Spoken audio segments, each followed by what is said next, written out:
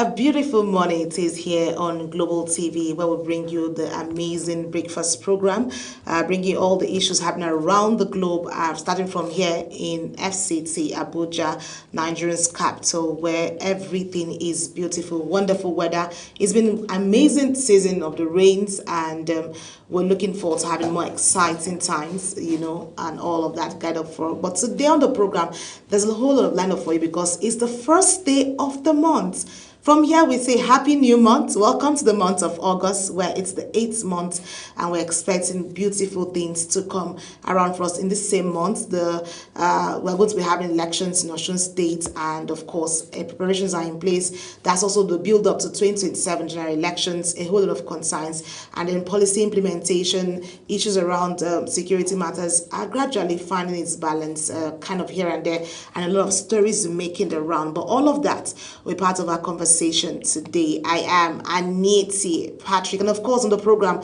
I won't do this alone, as I have my co-anchor with me in the studio in person of Mukhtar Kasim. Hello Mukhtar. It's a beautiful morning, Anieti, and it's a happy new month of August, and happy new month to all our viewers and to you, Anieti. Yes. We hope the month brings a lot of goodness and prosperity for all of us as people and for Nigeria as a nation.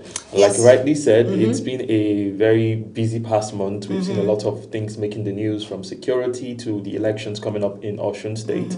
And of course, the build up to 2027 has been dominating the headlines. And of course, we'll bring you abreast of our audience with all of those details. And it's going to be an exciting and amazing show as always. Always, you know how we always bring it. Very interesting conversation. We cannot leave you out of all the trending stories, the important ones that should keep you acquainted with things, so that your hands are always handful. You have information at the back of your hands. But as we have on the program, we have the newspaper review segments. We'll have that come to you, and also we have we'll bring to you breakfast, which is taste and texture. Yes. And after that, we'll dive into our conversation. We've got two amazing conversations, basically. Actually, one thing is we always try to hold the government accountable, but of course, we as citizens, have we not got a role to play in nation building? Of course. That's one of the conversations we'll be having. And of course, the elections in Osun State will also come up in the course of the program today. Of course, like Mukhtar said, there's a whole lot lined up for you, and we cannot afford for you to miss. So that's why we want you to stick to your screen. Don't go anywhere, because we want to start quickly with the newspaper review segment. A lot of stories making the rounds, and we want you to have an idea of what is happening. It's the weekend. It's a time to relax. So stay glued to your screen as we bring you the newspaper review segments. Please stay with us.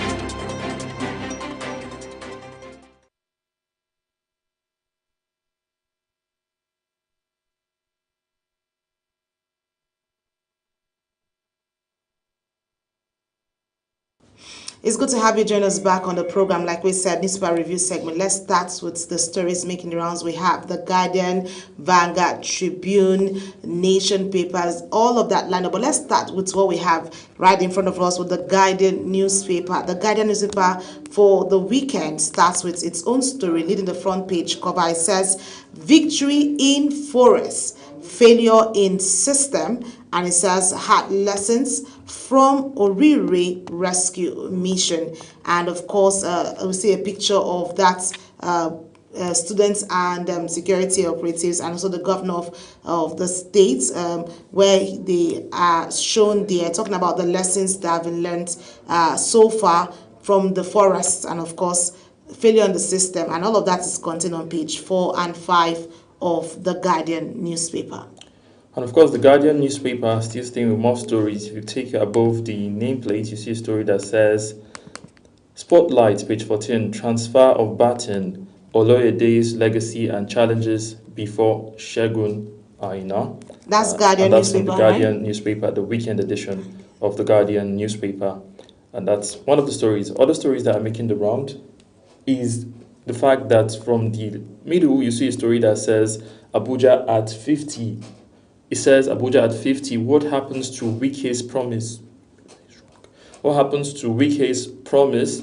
And that's a question that you'd find details with on page, the back page basically of the Guardian newspaper.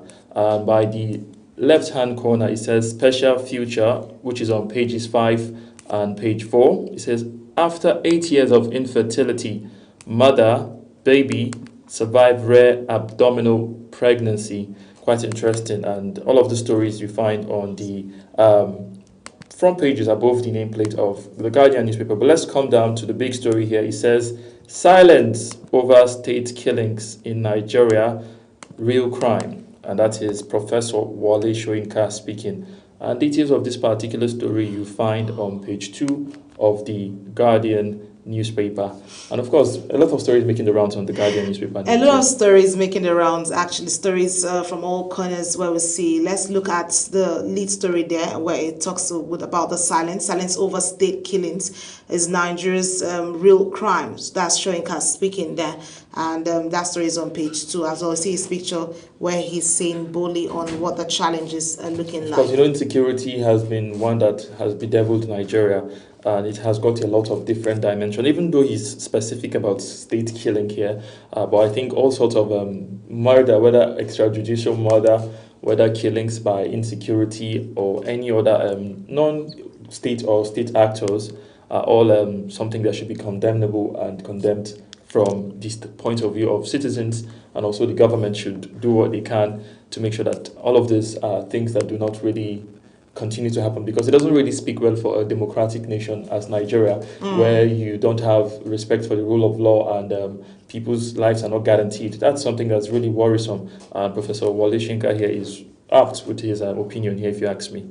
Well, this is actually one thing you cannot throw away, of course, Mukhtar, because people are worried. It feels like life does not have value or something, but it's good that someone of this caliber is also speaking to this issue, and then we hope things pans out better. One thing again people have said is we've seen the government condemn and make statements, but they've said we have to move past political statements and turn to real action, even though, of course, we've seen progress with the rescue of abductees in Orire community and other communities. But, of course, other people are still in captivity, and we hope to see them freed and returned safely to their families in one piece, basically.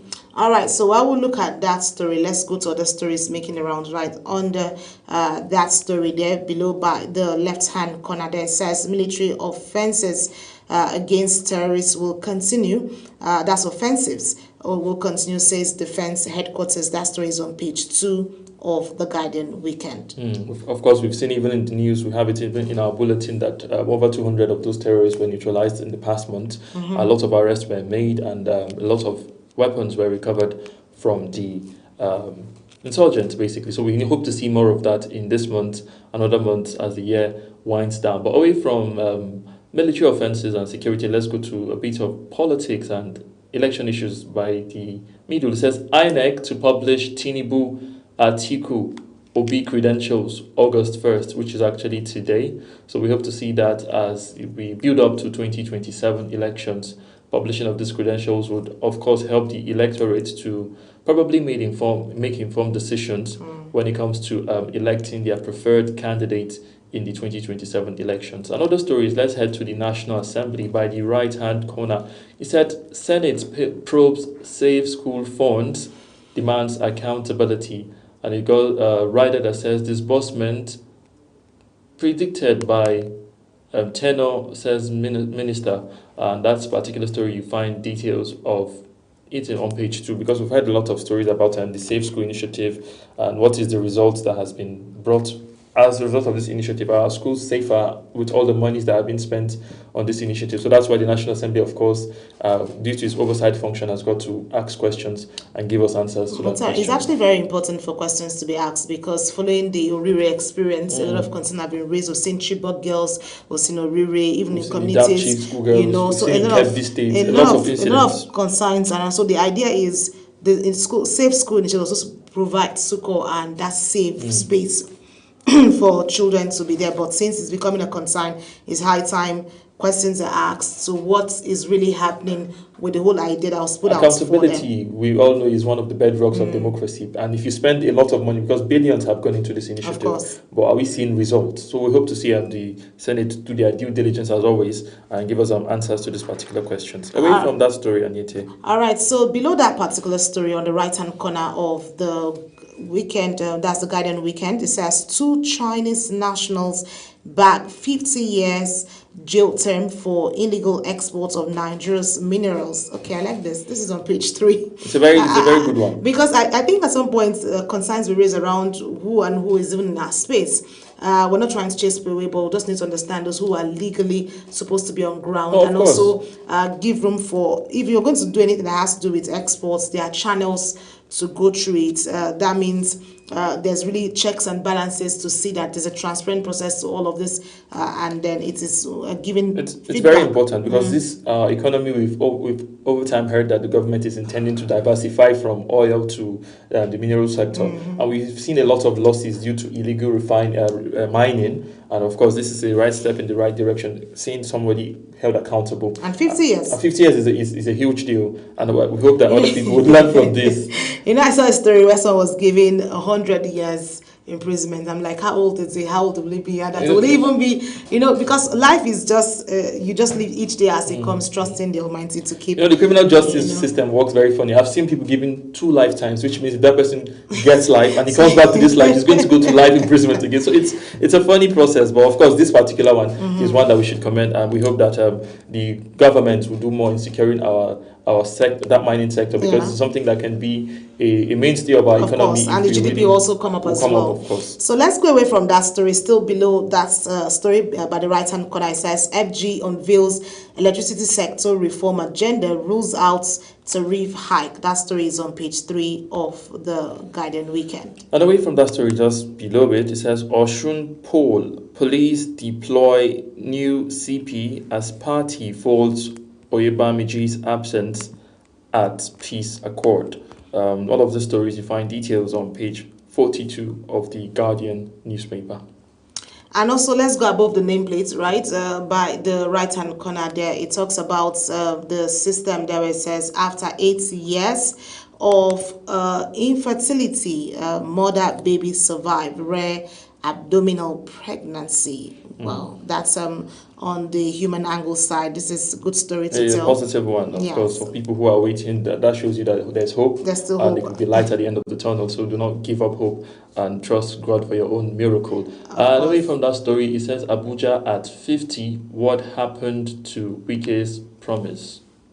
Okay, so we'll find out that story. Just pick up the paper, it's on the back page, and you find out details of this particular story. And let's go to education there, where we see the transfer of baton at JAM, Oloyede's legacy and challenges before Segun Aina. That story is also there for you to pick up a copy and find out the details of what this story is about. Of course, we know what it's been like. This is on page 14, it's on Spotlight. From JAM, student education, getting admission into school, cut-off marks, all of that. Oloyede is someone who has spent 10 years in that particular office, and now he's handing the baton to someone who is younger. This person is just 40, and that's one that young people have said is a good one, and he's a professor already, so it's a good one to see young brains and fresh ideas pumped into JAM, so we could see reforms that all of us would commend, because like you said, they're all of the back and forth with JAM over the years, so it's a pleasant one. So let's look out for how the new leadership would play out now for JAM as the baton is transferred.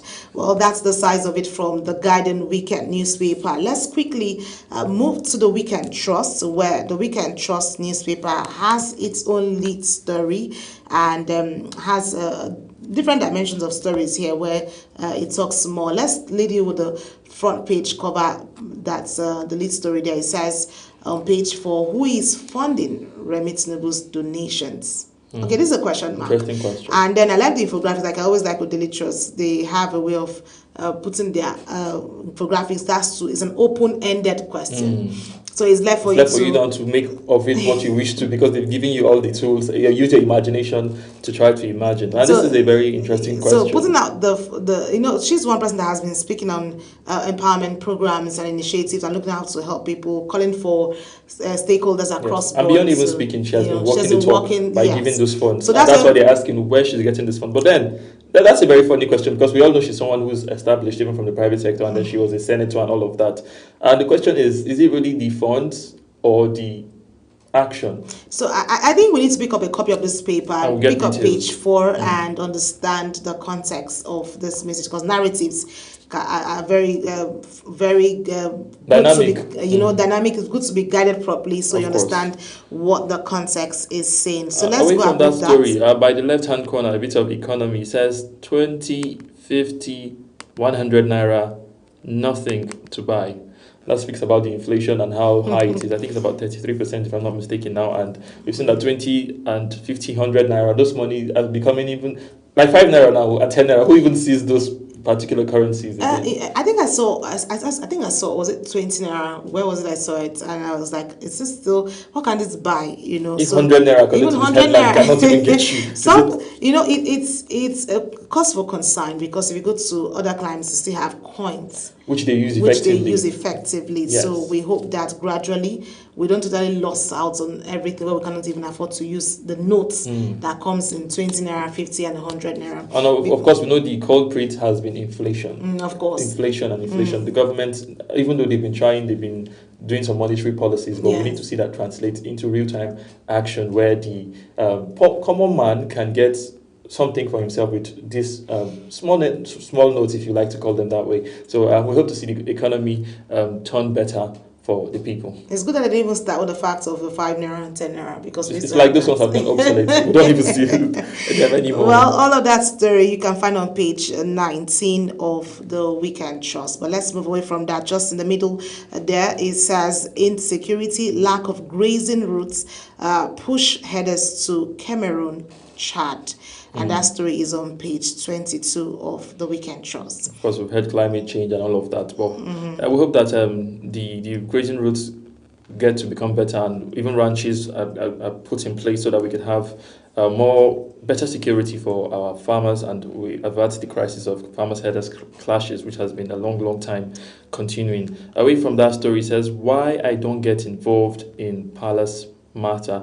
That is Alhaji, who passed away this week. I think that was on Thursday. And this maybe is a discussion with him. So if you want to see what he was like, you could pick up and turn to page 11 of the Weekend Trust newspaper for details. Well, let's go and talk a bit about health, where there's a story there that talks about malaria, diabetics, drugs out of reach.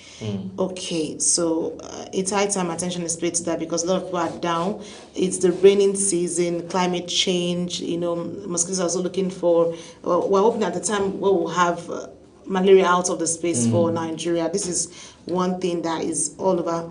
And then diabetes is becoming kind of like a trend. Honestly. Where we see people, even young people. Of course, I've seen 12-year-olds with diabetes and all of that. And one of the concerns about these headlines, I remember last week when we were doing the newspaper review, there was a story that talked about how the government is removing some particular subsidies on drug. And that's something that's really concerning, because if you remove subsidies, this is what happens. You get to see more expensive drugs, and how many people can afford it as it is, and then if it becomes more expensive, people's lives are in danger. So like you said, the government should, as a matter of urgency, turn their attention to this particular sector and help the common man to be able to afford the basics. Medicine is basics. They should be able to help us afford it, please. Okay, so while we're looking at solutions into drugs, affordability and also accessibility, we hope that pans out well, because these are malaria is commonly outside with the everywhere, but urban and rural sides across. People need to have access to medication so they can stay fit and stay alive. Let's and away from that story, just the bottom, it says 6 months on, Kaima abductees still in captivity. Details you find on page 24 of the Weekend Trust. Because that's what the people have been saying earlier. The Orire people are out of the captors den, but we still have other people like Kaima and other communities, and they've been calling on the government to, as a matter of urgency, try to rescue the abductees, and we hope that happens very soon. Well, I'm not trying to be the mouthpiece of the government, but just like we saw the Orire, it was... it took them some time. It was a process, a strategy, and then we saw we had it here on our platform where we showed where they had to go through the road, the water, to get this. So let's be hopeful that there'll be light at the end of the tunnel, and they will also come back healthy and alive. But before we go, there's a picture story ahead of the Osun election, of course, where we see the APC governorship candidate Bola Oyebamiji addressing the Mammoth crowd at Erin Noshugbo. And also, this is also part of the build-up. Like we said, the election is a few days, it's 14 days to go from today. 2 weeks, 2 weeks, exactly. So we look forward to seeing that proper conduct of the electoral process, what's the playout, and then campaign will be done in terms of within the content guidelines, and the guidelines, and not fighting to cause chaos here and there. Like we've always said, it's a democracy. Go out, exercise your franchise. Do not resort to violence. Issue-based campaign, except no personality attacks and all of that. So just, you have one vote. Everybody has got one vote. Cast your ballot for your preferred candidates, and do your best to guide that ballot to make sure it is credible and it counts. So, but fighting has got no place in our democracy. No, it doesn't even help us at all. It doesn't help anyone. It has never been something that is good for democracy. Okay, so that's the size of that on that particular Weekend Trust. Let's get and see what Saturday Sun paper has for us. Let's see the lead, and it starts with a bit of the debt issue and concerns around electricity, which we've seen happening. Let's give you the breakdown here. It says 2.8 trillion naira debt. FG to end electricity subsidy next year. No plans to increase tariffs. That's tariff, says the minister, and that story is on page 28 thereabouts. That's really concerning, because if you're ending, like I've said previously, and I'm still on that particular opinion, that subsidies are a must in every economy. Yeah. Even though they've said it's not something that's healthy for the growth, allegedly.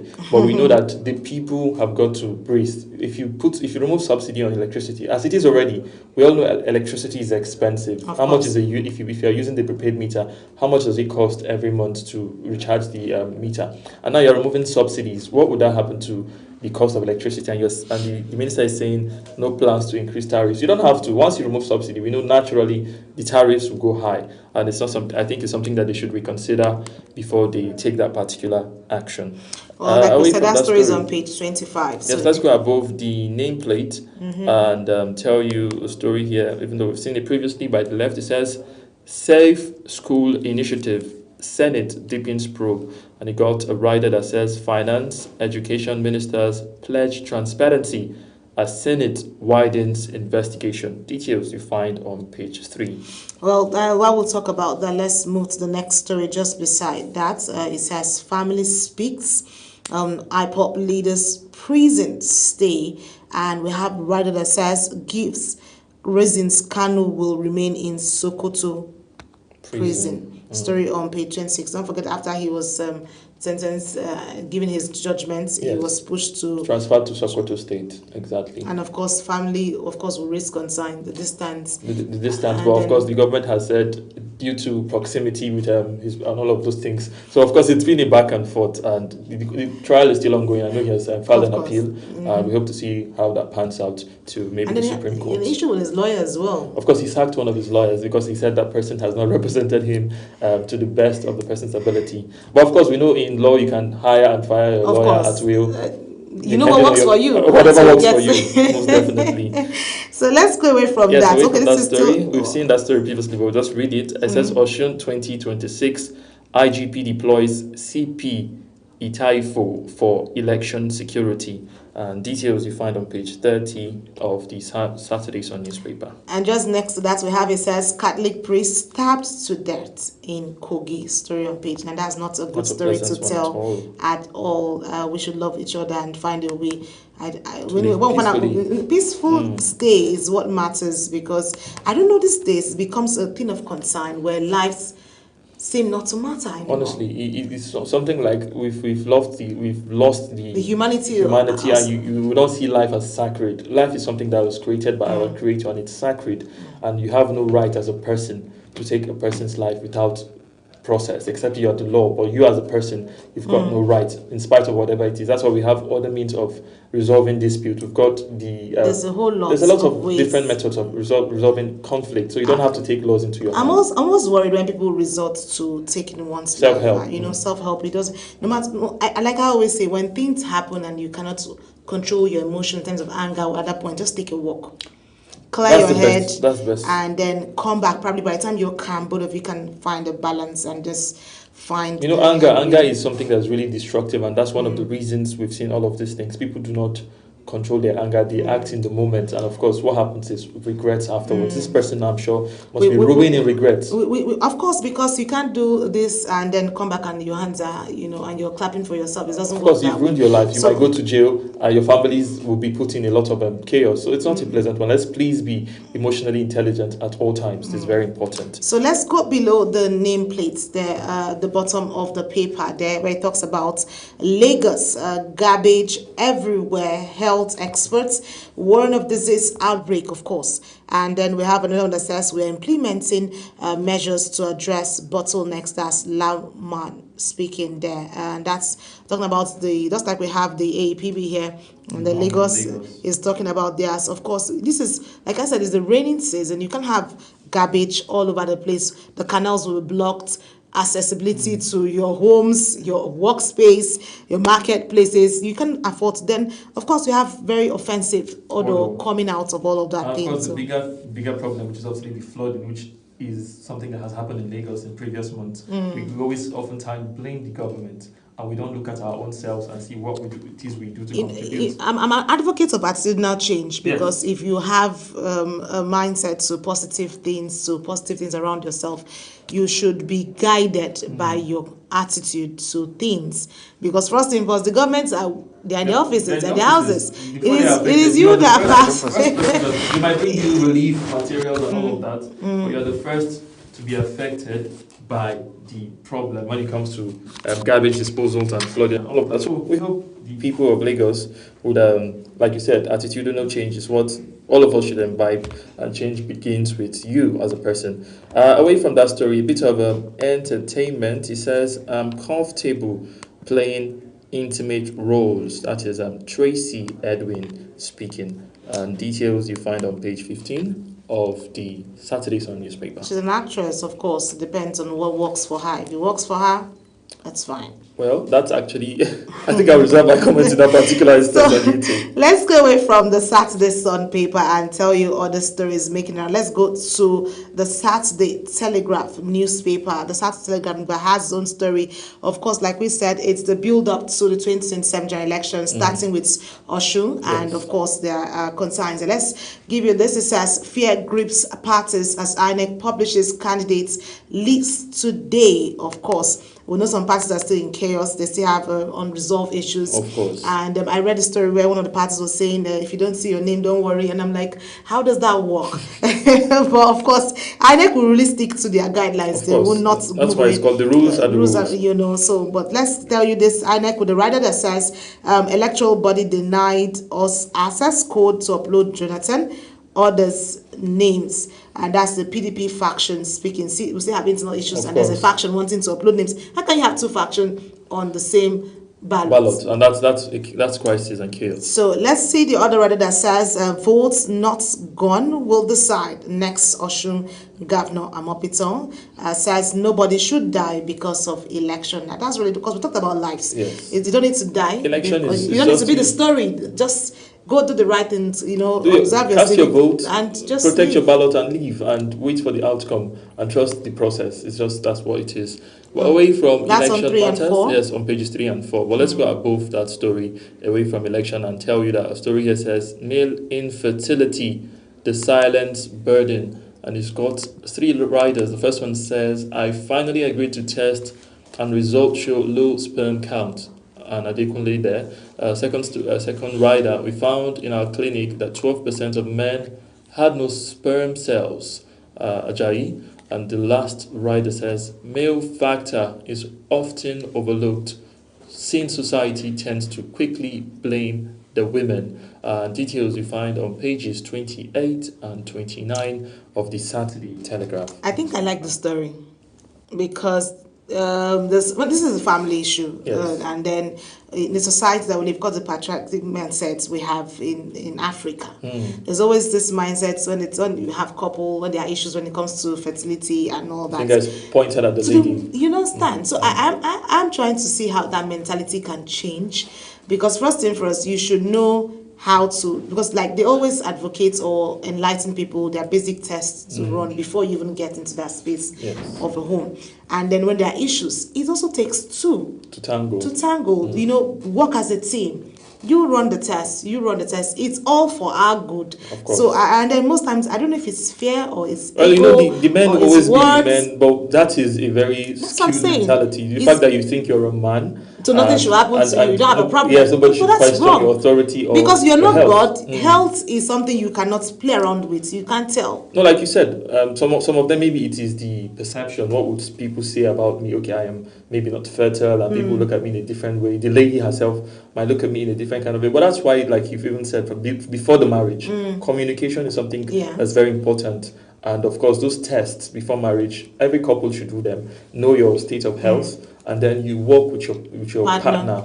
This is the situation. Are you willing to go down this road with me? And then, of course, pressure from family is something that often compounds the woes, especially that's for why women. it's a silent burden, because when you detect as couple, you can easily know how to navigate through family and the social space and everything, because you're working as it is both of you against the world, not the world, not against yourself. Regardless of the pressure, as long as you said this is the lady I want or this is the man I want, people always bring pressure, but it's the way you manage that pressure that really counts, and you stay by your partner. And of course, these things are it's not final. We've seen treatments over time have been meted out for people. So if you are a couple that have got these issues, do not be ashamed, do not be shy. Don't die in depression. Don't die in silence, or don't die in depression. Seek the necessary help, and you see that solutions are not really far away. Okay, well, we'll look at that, and while we're doing this advocacy talk is away from just reading it, is for us to get a grip of ourselves and then find solution where we can get it. Let's go above the nameplate on the right hand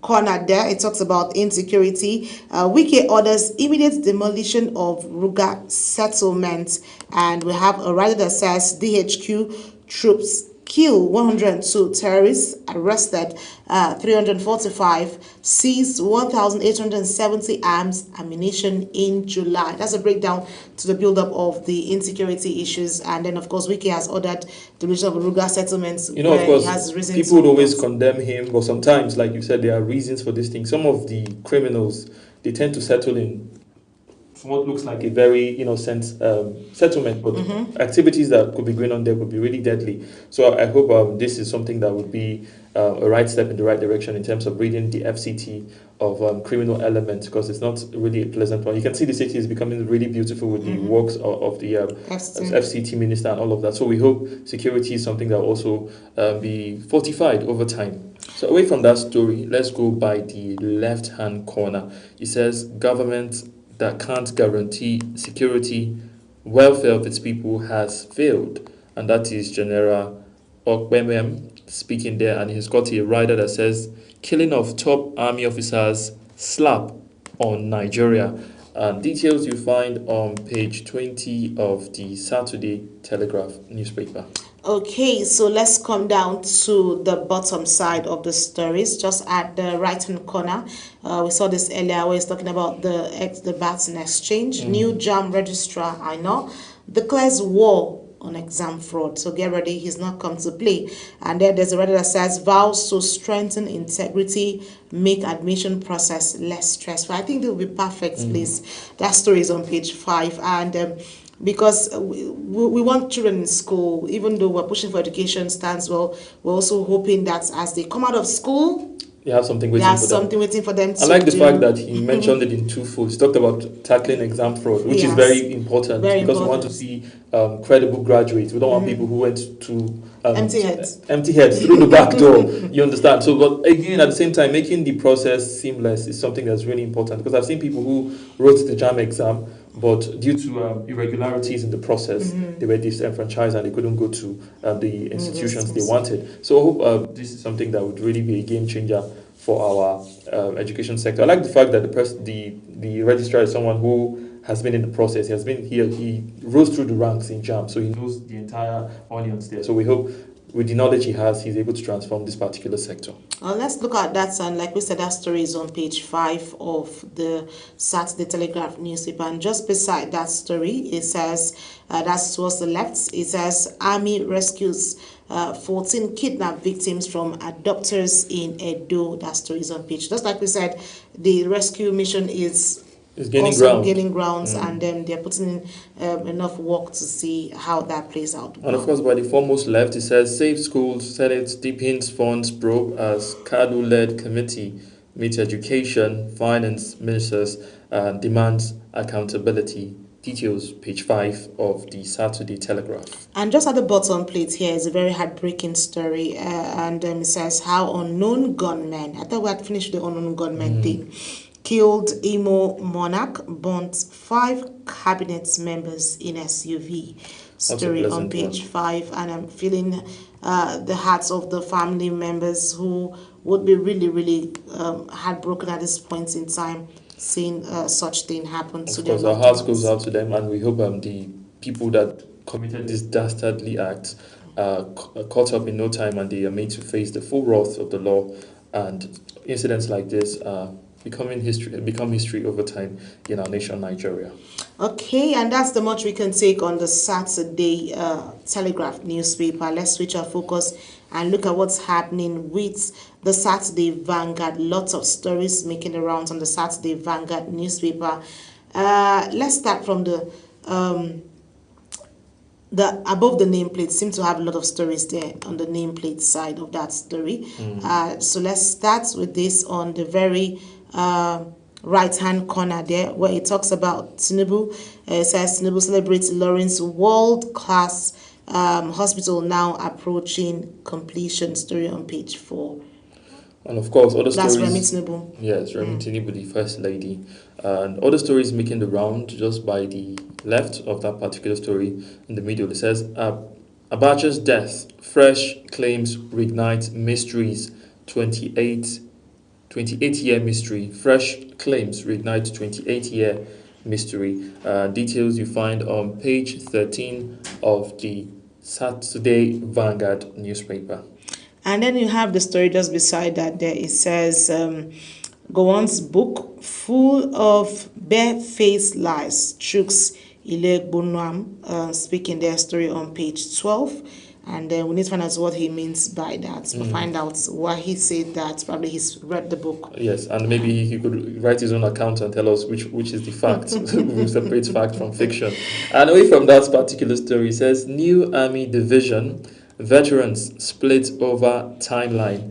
And the writer says, fixed existing divisions first. That is page 7. Of course, we know the president ordered the creation of new divisions in the Nigerian Army and also ordered the recruitment of more officers. But we are seeing some veterans here saying it's not the right step. How about the ones we have? How functional have they been? What results have they delivered, and how can we make them better? Welfarism and all of those things. But of course, it's dicey and it's twofold. Either way you look at them, every of them can be correct in their own kind of way, of course. Okay, so just in the middle there, above the nameplate there, we read this across earlier paper. It says, end extrajudicial killings, casual butchery.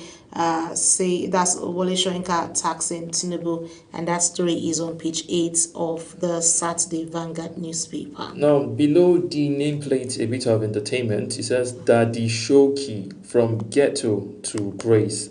It has a lot of riders. First one says celebrates 50 years on stage.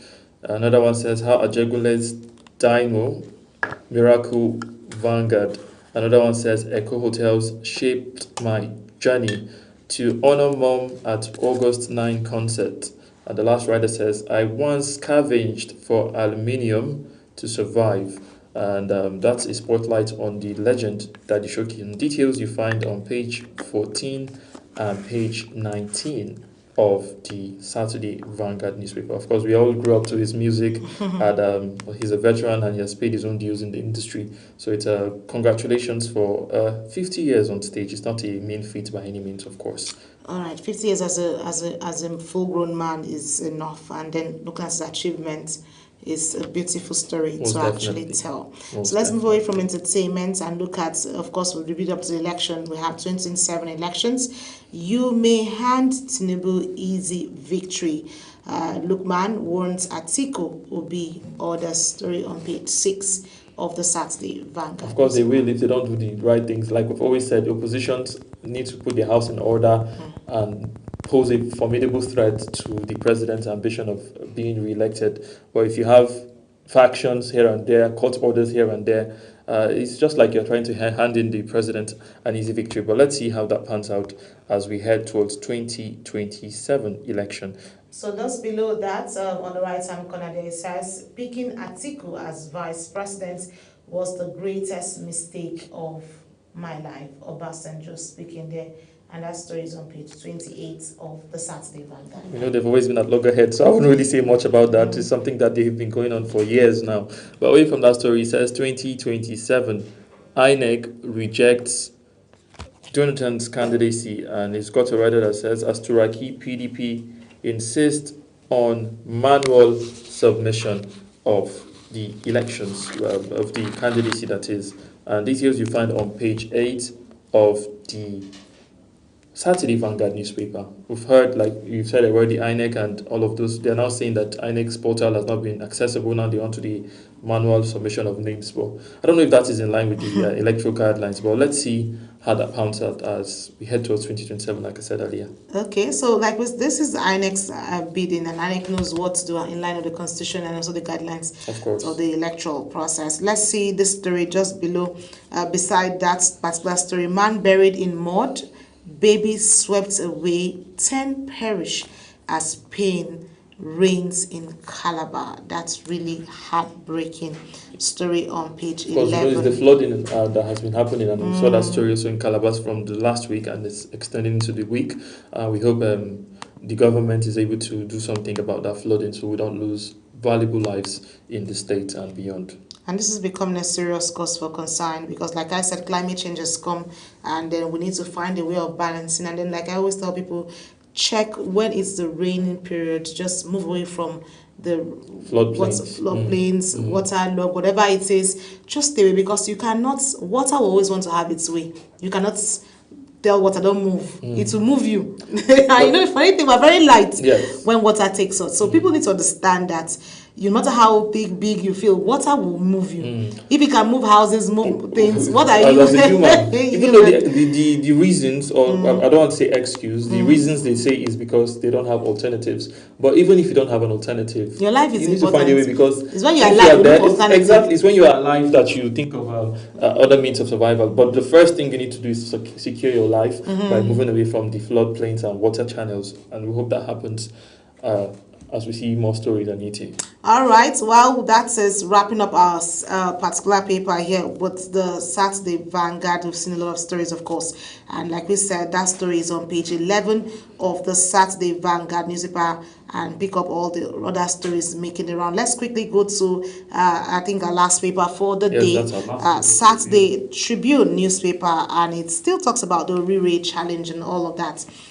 It says Orire, ACF opposition asks Tinubu to deploy same strategy to resolve other adoption cases. Of course, we heard this across the papers. And the writer says ADC to president, track down families of Kwara Bruno kidnappers too.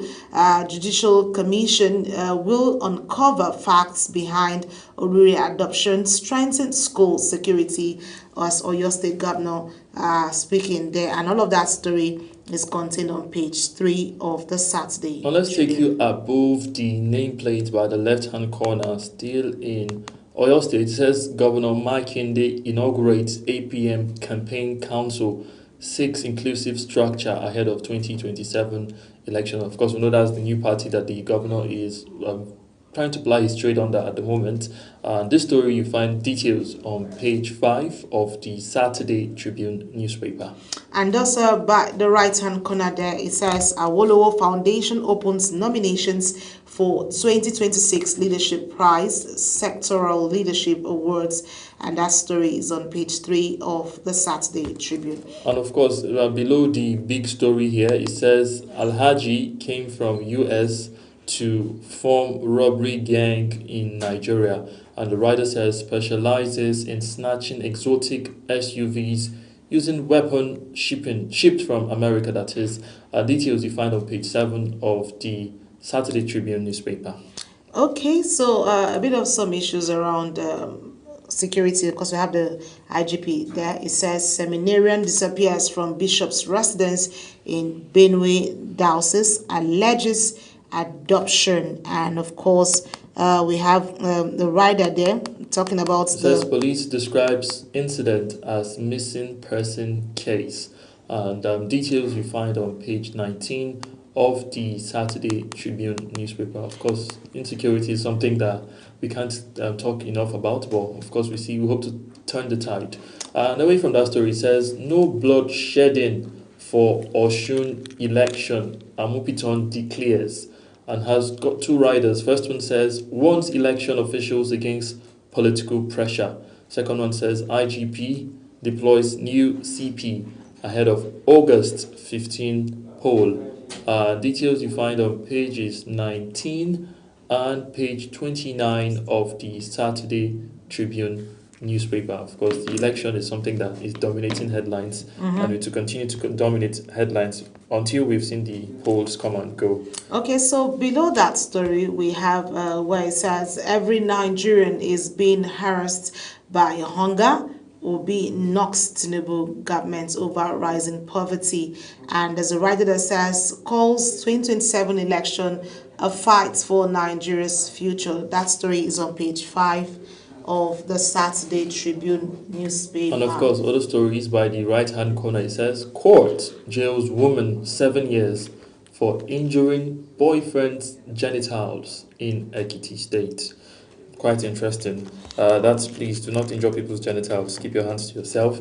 Details of the story you find on page 19 of the Saturday Tribune newspaper, Anita. Well, a lot of stories making the rounds, like we said, across all papers, and that brings us to the size of the daily papers, front page covers, and stories making the rounds across the papers, just like we told you. And of course, pick up a copy. Like we always say, when you are informed, you are guided, you know what to do part-time and how to speak to issues when debates are said or around you, or you have colleagues, friends speaking to issues, you're more informed. So pick up a copy of all of these papers from where you can see them. We'll see them on the ways to see vendors. Because we know vendors will sell these papers. Will sell these papers. Of what way to go? Our phones are easy to go. You can pick up and get electronic copies are available for you. So whatever works for you, it's out there for you. And like you said, if you are informed, the saying is, if you are informed, you don't get deformed. Of so course, please let's be informed. Very important. Let's stay informed and keep up with what's happening around us. And of course, that brings us to the size of the newspaper review segments. Let's quickly turn our focus and look at what breakfast looks like for us at this hour. Please stay with us as we take taste and texture.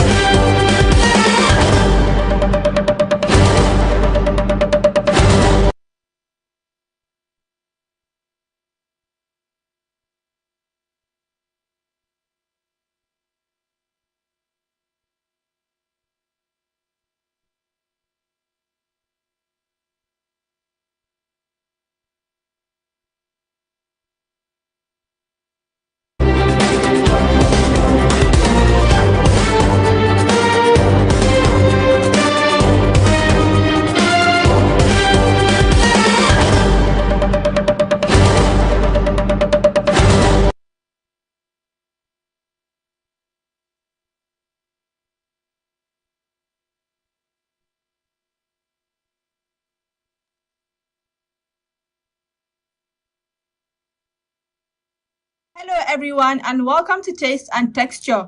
This is your super innovative chef, Saadatu Garba. Today, we're going to prepare an easy delicacy, and we will be breaking down the entire process. In this episode of the program, we'll be preparing pancakes with syrup. Pancake is always a delicious and simple breakfast option. This one is a recipe that is filling, delicious, and nutritious. Also, this breakfast pancake can be made in under 5 minutes by anyone. In addition to the speed and ease of making it, it is also fun to make. Ingredients: flour, sugar, egg, milk, salt, oil, and butter. Add a cup of flour into a bowl. Add 2 teaspoons of sugar and baking powder. Add a teaspoon of salt and mix all together. Add a cup of milk into the dry mixture. Crack 1 egg and whisk, then add into the batter. Add 2 tablespoons of oil and mix everything together, then set aside. Heat up a pan with little oil. Scoop your pancake batter and add into the heated pan. Allow to cook for a minute, then flip when the edges are brown. Repeat the process until you exhaust the batter. Serve with syrup and butter, and your fluffy pancakes are ready to enjoy. That's how we end today's episode of Taste and Texture. I hope you found our recipe insightful. Let's do this again next time, and be sure to join me for another taste-friendly delicacy. I am Saadatu Garba, your creative chef, saying thank you for watching.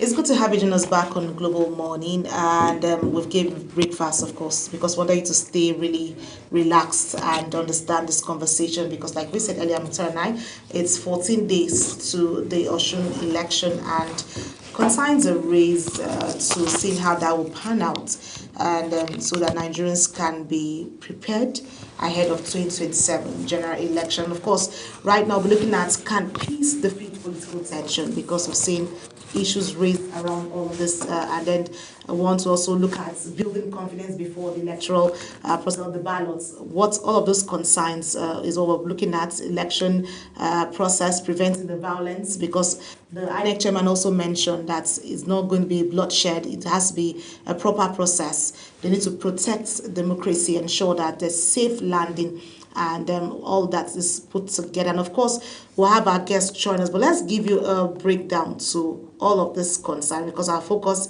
is really on what it should look like. With barely days to the Osun governorship election, political tension continues to rise following allegations by Governor Ademola Adeleke that the police are exhibiting bias in their handling of the electoral process. The governor has also called on the National Peace Committee and relevant stakeholders to intervene to prevent violence. Meanwhile, the Independent National Electoral Commission, INEC, has assured Nigerians that it will not allow intimidation, fear or force to determine the outcome of the election, as political parties signed a peace accord committing themselves to peaceful campaigns and issue-based politics. Well, the discussion examines whether the peace accord can translate into peaceful conduct, the responsibilities of the security agencies, INEC, political actors, civil society, and voters in ensuring a credible election. All of this concerns is what we'll be looking at today, and then we'll give you all of those breakdown. But before that, let's run you through the peace accord signing, and we'll now give you all the breakdown of what it looks like. Let's take that report so you understand the dimension or the way we're looking at all of this. Please, let's take a listen to that report. Action Democratic Party, ADP. The signing of the Osun State Peace Accord brought together political parties, security agencies, traditional rulers and other stakeholders in a renewed commitment to peaceful and credible elections ahead of the August 15 governorship poll. Speaking at the ceremony, INEC Chairman Professor Josh Amopiton reaffirmed the Commission's readiness for the election, revealing that 7 of the 9 scheduled electoral activities have already been completed. He disclosed that more than 2.3 million registered voters are expected to participate, while the collection of permanent voter cards was extended to July 31st to enhance voter participation. Professor Amopiton also announced that a statewide mock accreditation exercise will hold on August 1st to test the Commission's technology and logistics, adding that security agencies have identified about 2,000 vulnerable polling units for enhanced deployment. We have mapped localized risk corridors, identified emerging threats, anticipated potential flashpoints, prioritized interventions, and implemented mitigation measures, particularly in vulnerable locations. Representing the National Peace Committee, Cardinal John Onaikon described the accord as a solemn commitment to democracy and urged political actors to conduct issue-based campaigns, respect the rule of law, and accept the outcome of the election peacefully. Political parties and their leaders in the run-up to the election to do their best to carry on their campaigns, their activities in a peaceful way, respecting the rule of law, and remembering that election will come and go. The Oni of Ife, Oba Adeyeye Enitan Ogunwusi Ojaja too, also appealed to politicians and their supporters to reject violence, vote buying, and inflammatory rhetoric, reminding citizens to vote according to their conscience. Please, I want all of us to behave. Let us behave ourselves. Let us be peaceful. Let us be calm. Let us go to the polling units, the polling booths. Let us vote. Let us do whatever our wish. Don't let anybody buy your conscience. Security agencies equally assured residents of adequate security before, during, and after the election, pledging professionalism and neutrality throughout the process. The ceremony ended with candidates and party representatives signing the peace accord, after which the INEC chairman led national commissioners and technical officials on an assessment tour of selected local government areas to evaluate operational readiness ahead of the August 15 governorship election. Anietie Patrick, Global TV News. Well, there you have it. It was just to walk us through the process and how INEC chairman had did out with the peace committee, so you understand the context of all of this. Of course, like the advocacy is going out for peaceful process, no bloodshed. Nobody's life is worth this election in Osun State. And the focus right now, like we said, we want to examine the security situation, just like the governor had mentioned ahead of the Osun election. Look at the significance of the peace accord signed by political parties, assess INEC's preparedness to conducting this free, fair, and credible election, evaluates concerns over alleged bias by security agencies, highlight the role of the civil society in election observation and conflict prevention, and see how we can encourage peaceful participation by voters. And that brings us to the segment. And like we said, it's 2 weeks to the election. Efforts have been intensified, and we're looking forward to seeing how this can build us up to the D-Day of the election process. Mukhtar, let's look at this. We have our guest joining us. I want to give us the honors and bring him in. Yes, joining us for this conversation is Mr. James Ogochukwu. He is the Regional General Secretary of the West African Civil Forum. You're welcome to Global Morning this beautiful morning. Thank you, Mukhtar. Thank you, Anete. It's our pleasure. Now, across Africa, we've seen elections become a major test of our democratic institutions. And for Nigeria here, Osun itself is presenting another opportunity that would demonstrate election peacefulness and transparency and all of those virtue. And the credibility of our nation's election will also be maintained. So I want you to talk about this particular election, especially with the tension and the build-up. We've seen the governor come out and say he's attacked because he's in the opposition and all of those things. So what do you assess going into this particular election? Well, I'll start by saying that the democracy system we're practicing in Africa is under threat by we, the citizens. But when I say we, the citizens, that the people in government are the citizen are the government. Yes. And what has been playing out over the time is that we have weakened regulatory institutions by our actions, by not sticking to lay down rules and procedure. Now, the tension you are talking about, the question is, who are the people perpetrating the tension? Some people will be quick to blame the political class. Yes, the political class are there, but it's the citizens that are the enablers. You will never see the governor's son going to snatch ballot box or the kind of tension you are having in Osun now. You will never see any politician's son, whether ruling or in opposition, going to steal ballot boxes or steal the PVC or cause mayhem or disrupt party primary. It's we, the citizens. So we have not decided that we want to embrace this democracy to allow it to work the way it is. It's working in other countries and it's not a do or die affair. This is simple leadership recruitment process that's supposed to be conducted based on laid guidelines and extant law that governs the electoral process, talking about the Constitution, the Electoral Act, the INEC guidelines and all that. So you see that because we don't respect all these institutions, we go about violating all these laws. And the funniest part of it is that they get away with it. Because if people have been punished based on the provision of the Electoral Act and all those things, I think it will serve as deterrent to others. But they are not being punished, and that's why they are emboldened at each election circle to be disrupting the process. You know, and this is where we're placing the blame squarely on the head of law enforcement agencies, because if they are doing their work, arresting people that they're supposed to arrest and making sure they are prosecuted, and some of them, you know, slammed into jail in accordance to the Electoral Act, then all these things will not be happening.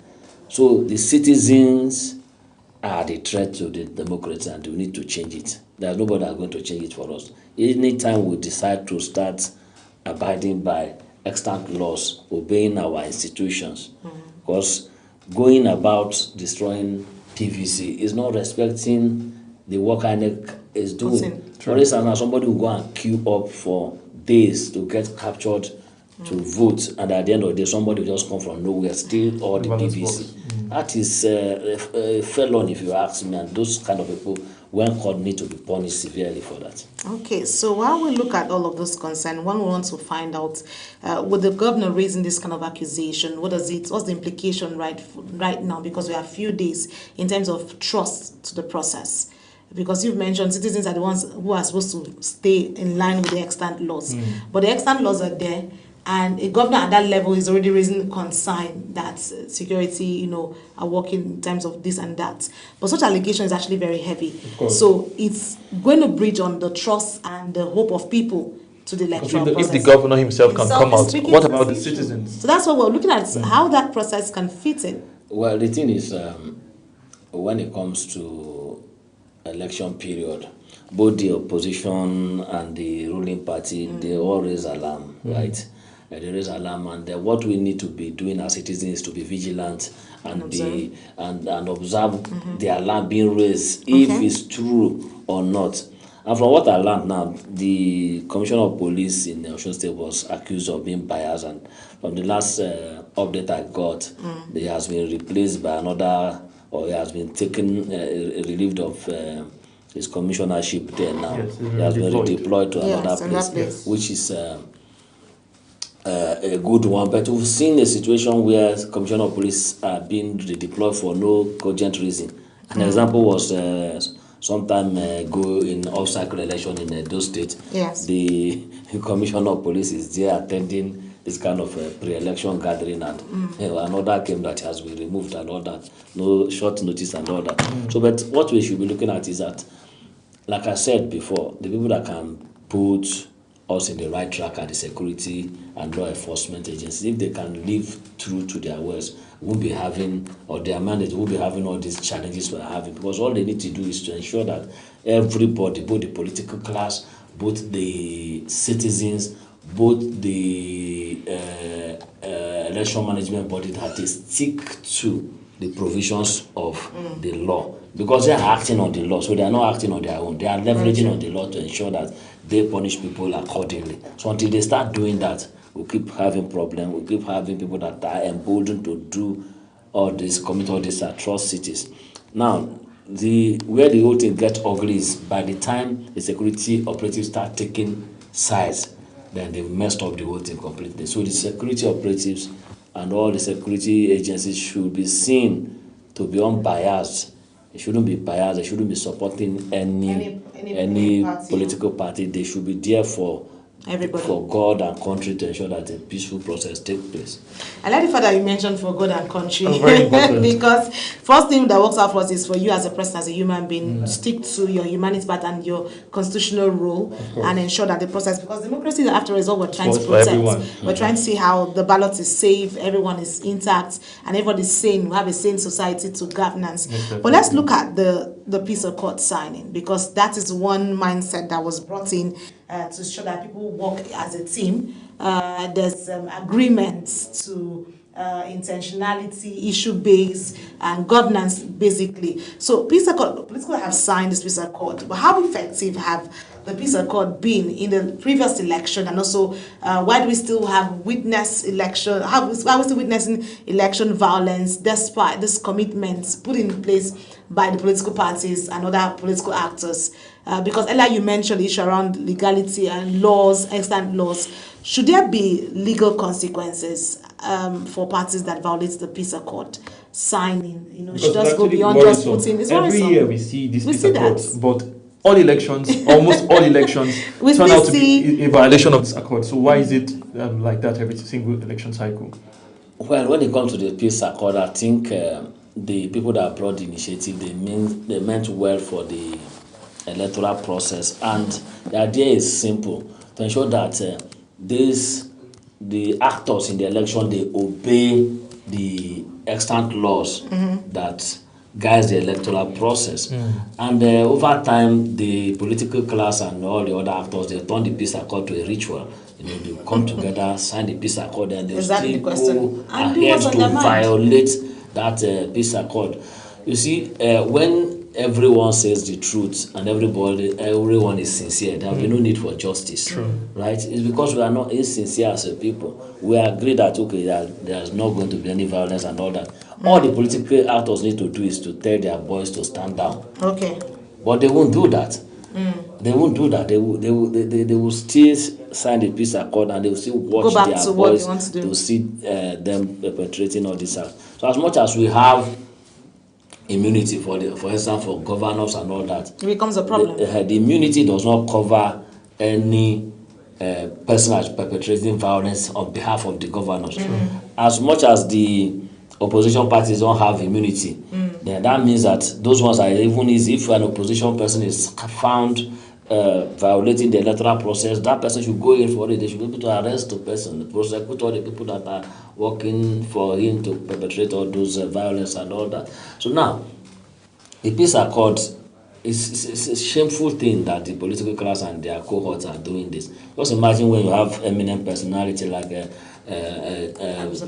Archbishop Onaiyekan. We have Ooni of Ife, a paramount ruler that is known, sacred throne. We have Bishop Kuka. We have ex-head of state Abdul Salam. You know, in Africa we are trained to obey elderly people, but after these men gather and will sign the peace accord, it's a big shame that at the end of the day the whole thing will still become violent. You know, at the end of the day, this thing is the democracy is not a do or die affair. For those fighting, they should ask themselves, if I die now, am I going to enjoy the benefit of what I'm fighting? Exactly. So it shouldn't be a do or die affair, because these guys are being used to perpetrate this violence. And they don't bring their children. If they die on the course of those election violence, the people sending them are not going to visit them. They will distance themselves from them.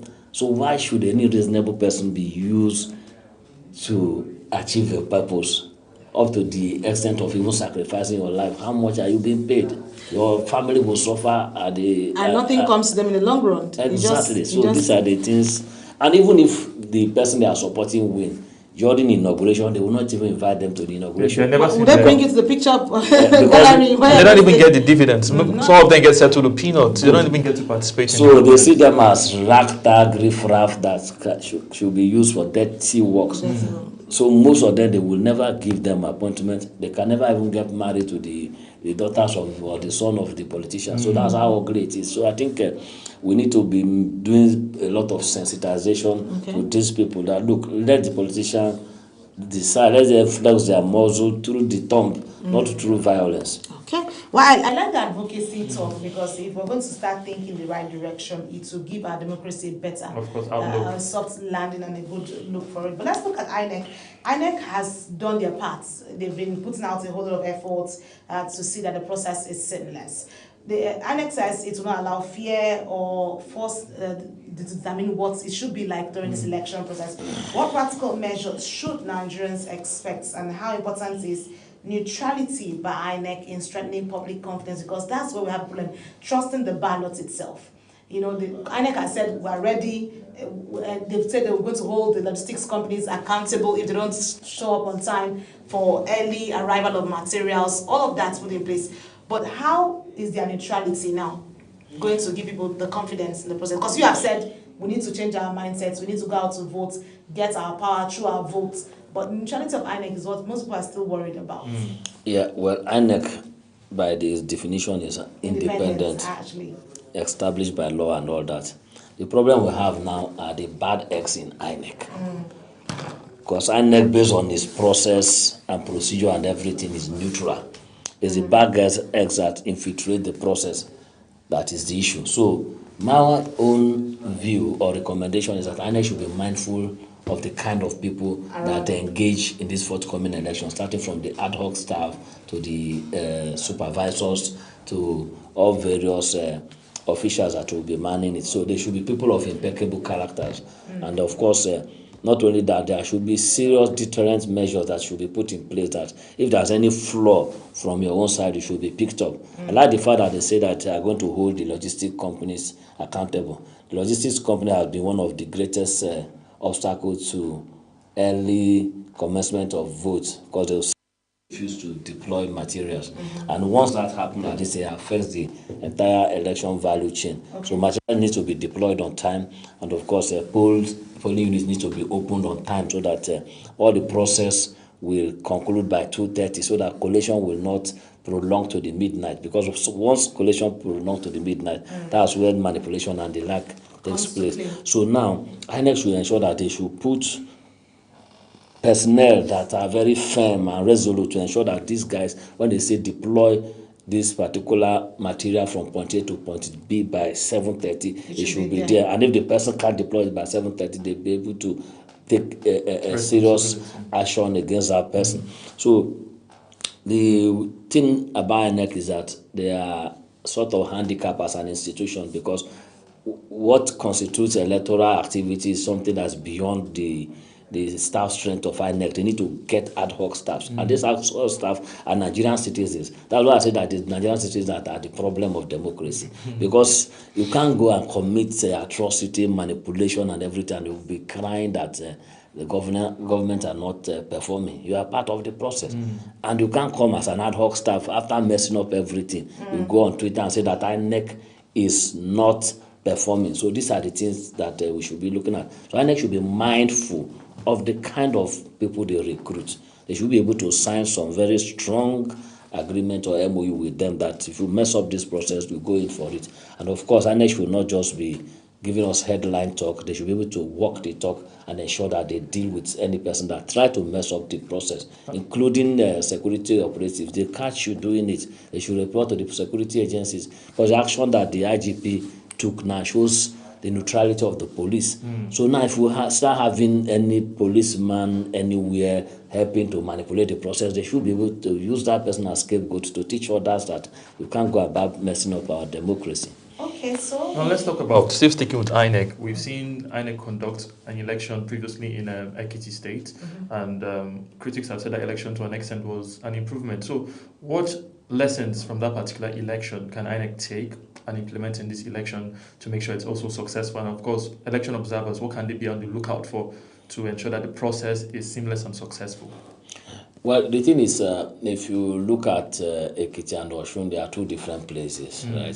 Osun can be volatile at times if good measure is not taken. But the last Osun election wasn't, there were very few cases of violence. In fact, it was just one person. One person is not just one person lost his life and all that. And I think Nigerians are becoming wiser that they don't want to get in the way of dying for this political class, except some people that don't use their brain completely. Exactly. So we are hoping that what INEC should do is to check the peculiarity of Osun State and apply remedial measure around it, because a lot of security threat assessment has been carried out by some civil society organization, Clean Foundation, and the like, and all that. And of course, they've called both the security operatives, INEC, and the like, into a roundtable meeting where they discuss their findings. So it's left for the security operatives,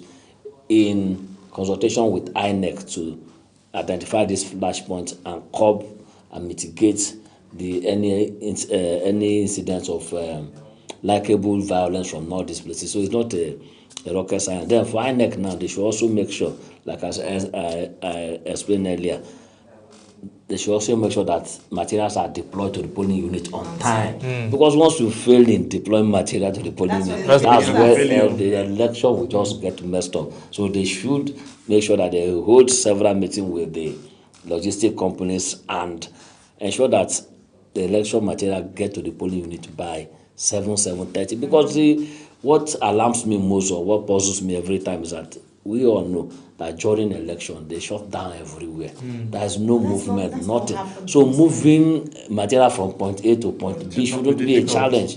You know, in general election in Abuja here, see INEC office in Gariki, from INEC office to the nearest polling unit in Gariki, they couldn't start election till after 2. So you keep wondering and asking yourself, what is the problem? So INEC need to strengthen their logistics and make sure that election material get to the polling unit when due, so that the election should start on time. And any supervisor that failed to deliver, that should be queried, punished, and held accountable. Okay, so of course, we've heard INEC say that elections are multi-sectoral approach, and it's not only INEC. That brings me to the point of civil society. So I'd like for you to speak to the role of civil society before, during, and even after elections to ensure the process is peaceful, credible, and seamless. Well, the civil society the watchdog, and they have little or no power to do anything. So the only thing they do is that they carry out sensitization, as most civil society organizations are doing, voter mobilization, that are actually supposed to be the duty of the political party, because they are the end beneficiary of people that turn up. But civil society still do that work pro bono for them, encouraging people to vote, encouraging people to eschew violence, and of course engaging with INEC to show them where the flashpoint of violence can be, and where they should strengthen logistics and all that. And on election day, of course, civil society, they come out to observe the election, look at the conduct and the attitude or the input of different stakeholders, the behavior of the security operative, the operation of the INEC officials, to know that if to determine if they are adhering to the laid down procedure, the conduct of the citizens, the way they order themselves, a lot of things that they observe, including secrecy of the ballot, or if there's vote buying and all that. Because if all these things are what civil society points at, because political parties, if they report that there's vote buying, of course, the other political party will say it's a lie. You understand? Irrespective they are ruling or opposition. But when civil society say there's vote buying, they will tell you the incident. They will paint the graphic pictures of it, the polling unit, the ward, the local government it happened. They will tell you everything. You can go back and verify it. And of course, the collation process and all that, they also observe it. If they tell you that the collation process was free and fair, take it to the bank. If they say it's not free and fair, if you take it to bank. And of course, all these recommendations are sent to INEC at the end of the electoral process to serve as an advisory recommendation ahead of the next one. So I think INEC has all it takes in terms of support from the civil society to do what they need to do. Like I said, the only way they can succeed is to be mindful of the kind of people they recruit as ad hoc staff. And one more thing that INEC normally do that, as a bane to their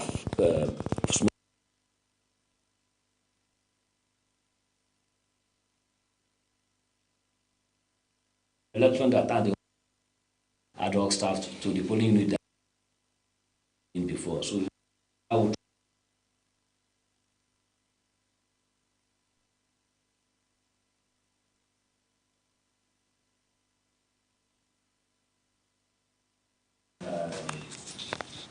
the smooth running of the process on election day.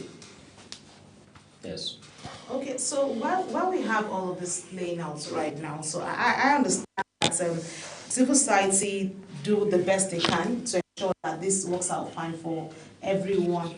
So I'm concerned about the fact that with this being done, would you say that it helps in reduces tension? Does it reduce tension around the electoral violence? That's when the observers go out to do what they do. Observers are always on point, are always on ground, just like we have the civil society. We also have the media operatives who also move around. We have both international observers also on ground.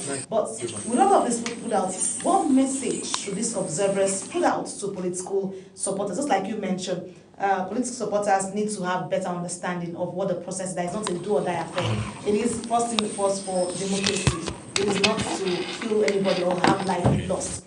So while, because I've been at a political, at an election coverage where I think it was in Anambra, where an observer, even though he took the way he said, the approach in which he took his own was not supposed to be. Something was happening, was vote buying in that scene. And I think it was his approach to going to say, why are you selling, why are you buying the votes? So, and then he got the beating of his life, which is not the way observers are supposed to operate. Let's also observe the process. Just like you said, recommendations from the civil society are taken back to INEC as recommendations, which they also use to shape their process and how they go about these things. So talk to me about how observers can also work with INEC, because I know they usually have stakeholders engagements with political parties, civil society, media.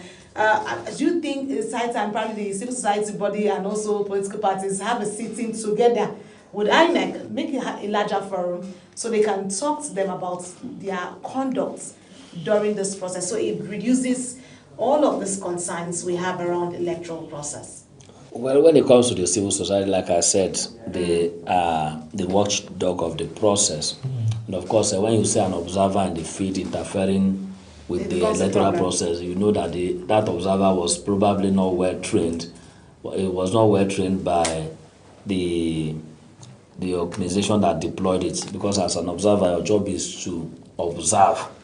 Not only observing, what are you observing? If you know what you are observing, then you should be able to record what you have observed. Then at the end of the day, we'll be able to write a report of what you have observed and all that, and submit it to the organization that deployed you.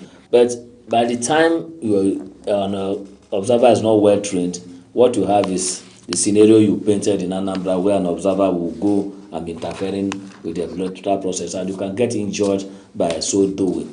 Now, INEC, of course, do hold regular meeting with the civil society organization preparatory to the election, and of course, they still do hold a meeting after the election. And of course, most civil society organizations, they do invite party stalwarts to discuss about the election ahead of it. Okay. And of course, you know, civil society have no power to stop them from doing what they want to do if they don't want to do. That's why I say that the security operators, they have the responsibility to ensure that these people stick to the process no matter what. Okay, so quickly before I let you go, let's talk about the issue around INEC had to go around the local government areas, preparations for the election, to inspect materials, see those that have come in, that's the non-sensitive materials coming, and from their own mindset, they feel they're good to go. Because first thing first that matters in all of this thing is to ensure that the process is seamless, just like we're talking about all the while, from deployment of materials, the adults that have been trained, media organizations also trained, stakeholders, all of this is also to ensure that the uniqueness or the peculiarity with Osun is being put into consideration. It's not like Ekiti, it's not like Anambra, it's not like Edo. So all of that, and then concerns being raised are also being put into consideration with police officers, checking the nonsense materials, to ensure that every local government have what is needed. And then INEC chairman also talked about the 2.3 million voter register, if I'm not mistaken, so far. He's talking about, because they've also they did extend the voting registration, voter registration, to ensure that everybody is captured. From this, do you see this really building the confidence around this process? Let's wrap this up in the next 2 minutes. Well, like I said before, INEC will do its best based on its own guideline, the Electoral Act, the Constitution, and other extant law. But the people that kept messing everything up are the citizens. Right? If you see citizens losing confidence in coming to the polling unit on election day, it could be the reason of the heated environment pre-election period. So, and who hits this polity? The politician and their cohorts and the like. So now INEC has done its own part. I'm not holding brief for them.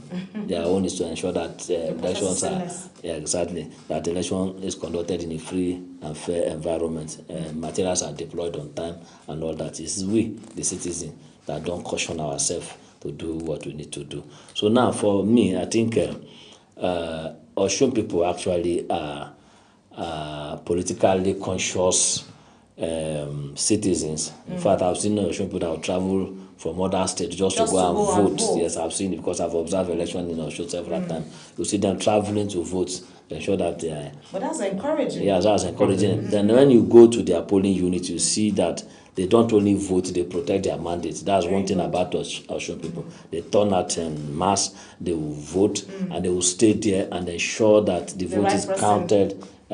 So I think bearing on us, if they continue that trajectory, the election that we are going into is still going to be free and fair and violence free, just like the last one that they conducted. Which is obviously what every Nigerian electorate is hoping for, a free, fair and violence-free election. Well, I want to say many thanks to you, our guests. You've been fantastic. Like you said, you're not holding brief for INEC. You're just an observer and also trying to speak to these issues. I want to say a very big thank you for coming on the Breakfast program. And then we look forward to seeing an amazing time there in Osun State. Just like we said, the peculiarities is very important to look at. Flashpoints are also put in consideration, and also smooth process is what we look for: free, fair, and credible. And then the democracy is protected, no violence, Nigerians will smile. And I like the fact that Osun people sit down to monitor their process. Sure. They get the best for that. Well, this is it to say many thanks to our guest, James Ugochukwu, Regional General Secretary of the West African Civil Society Forum, for sharing his insight with us. Amazing conversation we've had so far. Well, it's here we want to draw the curtain on this conversation because peaceful elections are not achieved by institutions alone. Political leaders, security agencies, electoral officials, civil society, the media, and citizens all have responsibilities in protecting democracy. As Osun prepares to vote on August 15th, the hope remains that ballots, not bullets, intimidation, not fear, will determine the will of the people. And of course, that is it on this particular segment of the program, Mukhtar. Of course, with more conversation to come your way after this break. Don't go anywhere. All right, bye. See you in the other segment. Thank you so much.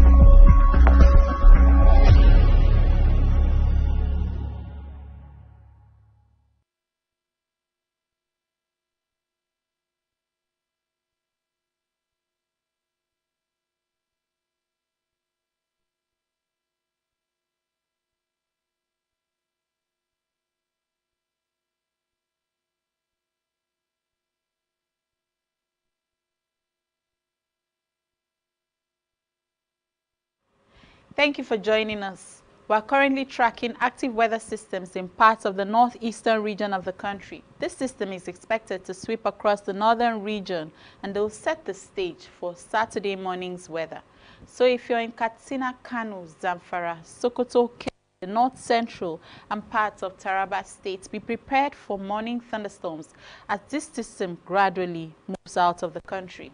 To the southern parts of the country, residents in parts of Oyo, Osun, the southeast and south-south region should be prepared for a rainy start to the day. As we go into the afternoon and evening hours, thunderstorms are expected to be more widespread in the north and north-central region, with light to moderate rains over the southern region of the country. Stay with us for the temperature forecast. I am Piedra Itum. Thank you for watching.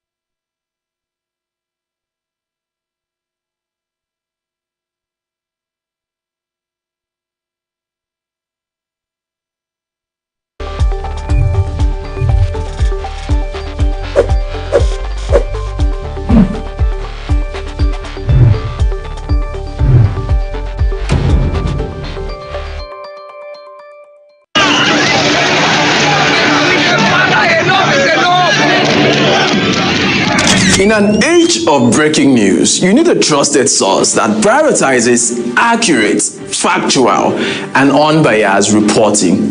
This is AM News, and I am Ubong Usoro. On Global Television, our news is rooted in verified and authoritative storytelling that keeps you educated, informed, and enlightened on all the issues that matter to you. I am Sadia Yakubu. This is Midday News. You can trust our multi-platform news broadcast, real-time and fast-check stories for all the big local and foreign headlines round the clock. I am Ramsey Enoch Agbo. This is News Express. Our array of anchors delivers the news to our teeming viewers, breaking it down with context and perspective. This is News Cycle on Global Television. I am Anieti Patrick. And the Flagship News is your hub for the day's most engaging stories. This is News Prime, and I am Jumai Manson. Did you miss any of our news rounds? No worries. Catch up at 10 p.m. and midnight, 7 days of the week. I am Mukhtar Kasim. Global TV is on DSTV channel 365 and Star Times channel 276. We're active across all social media platforms at Global TV NG.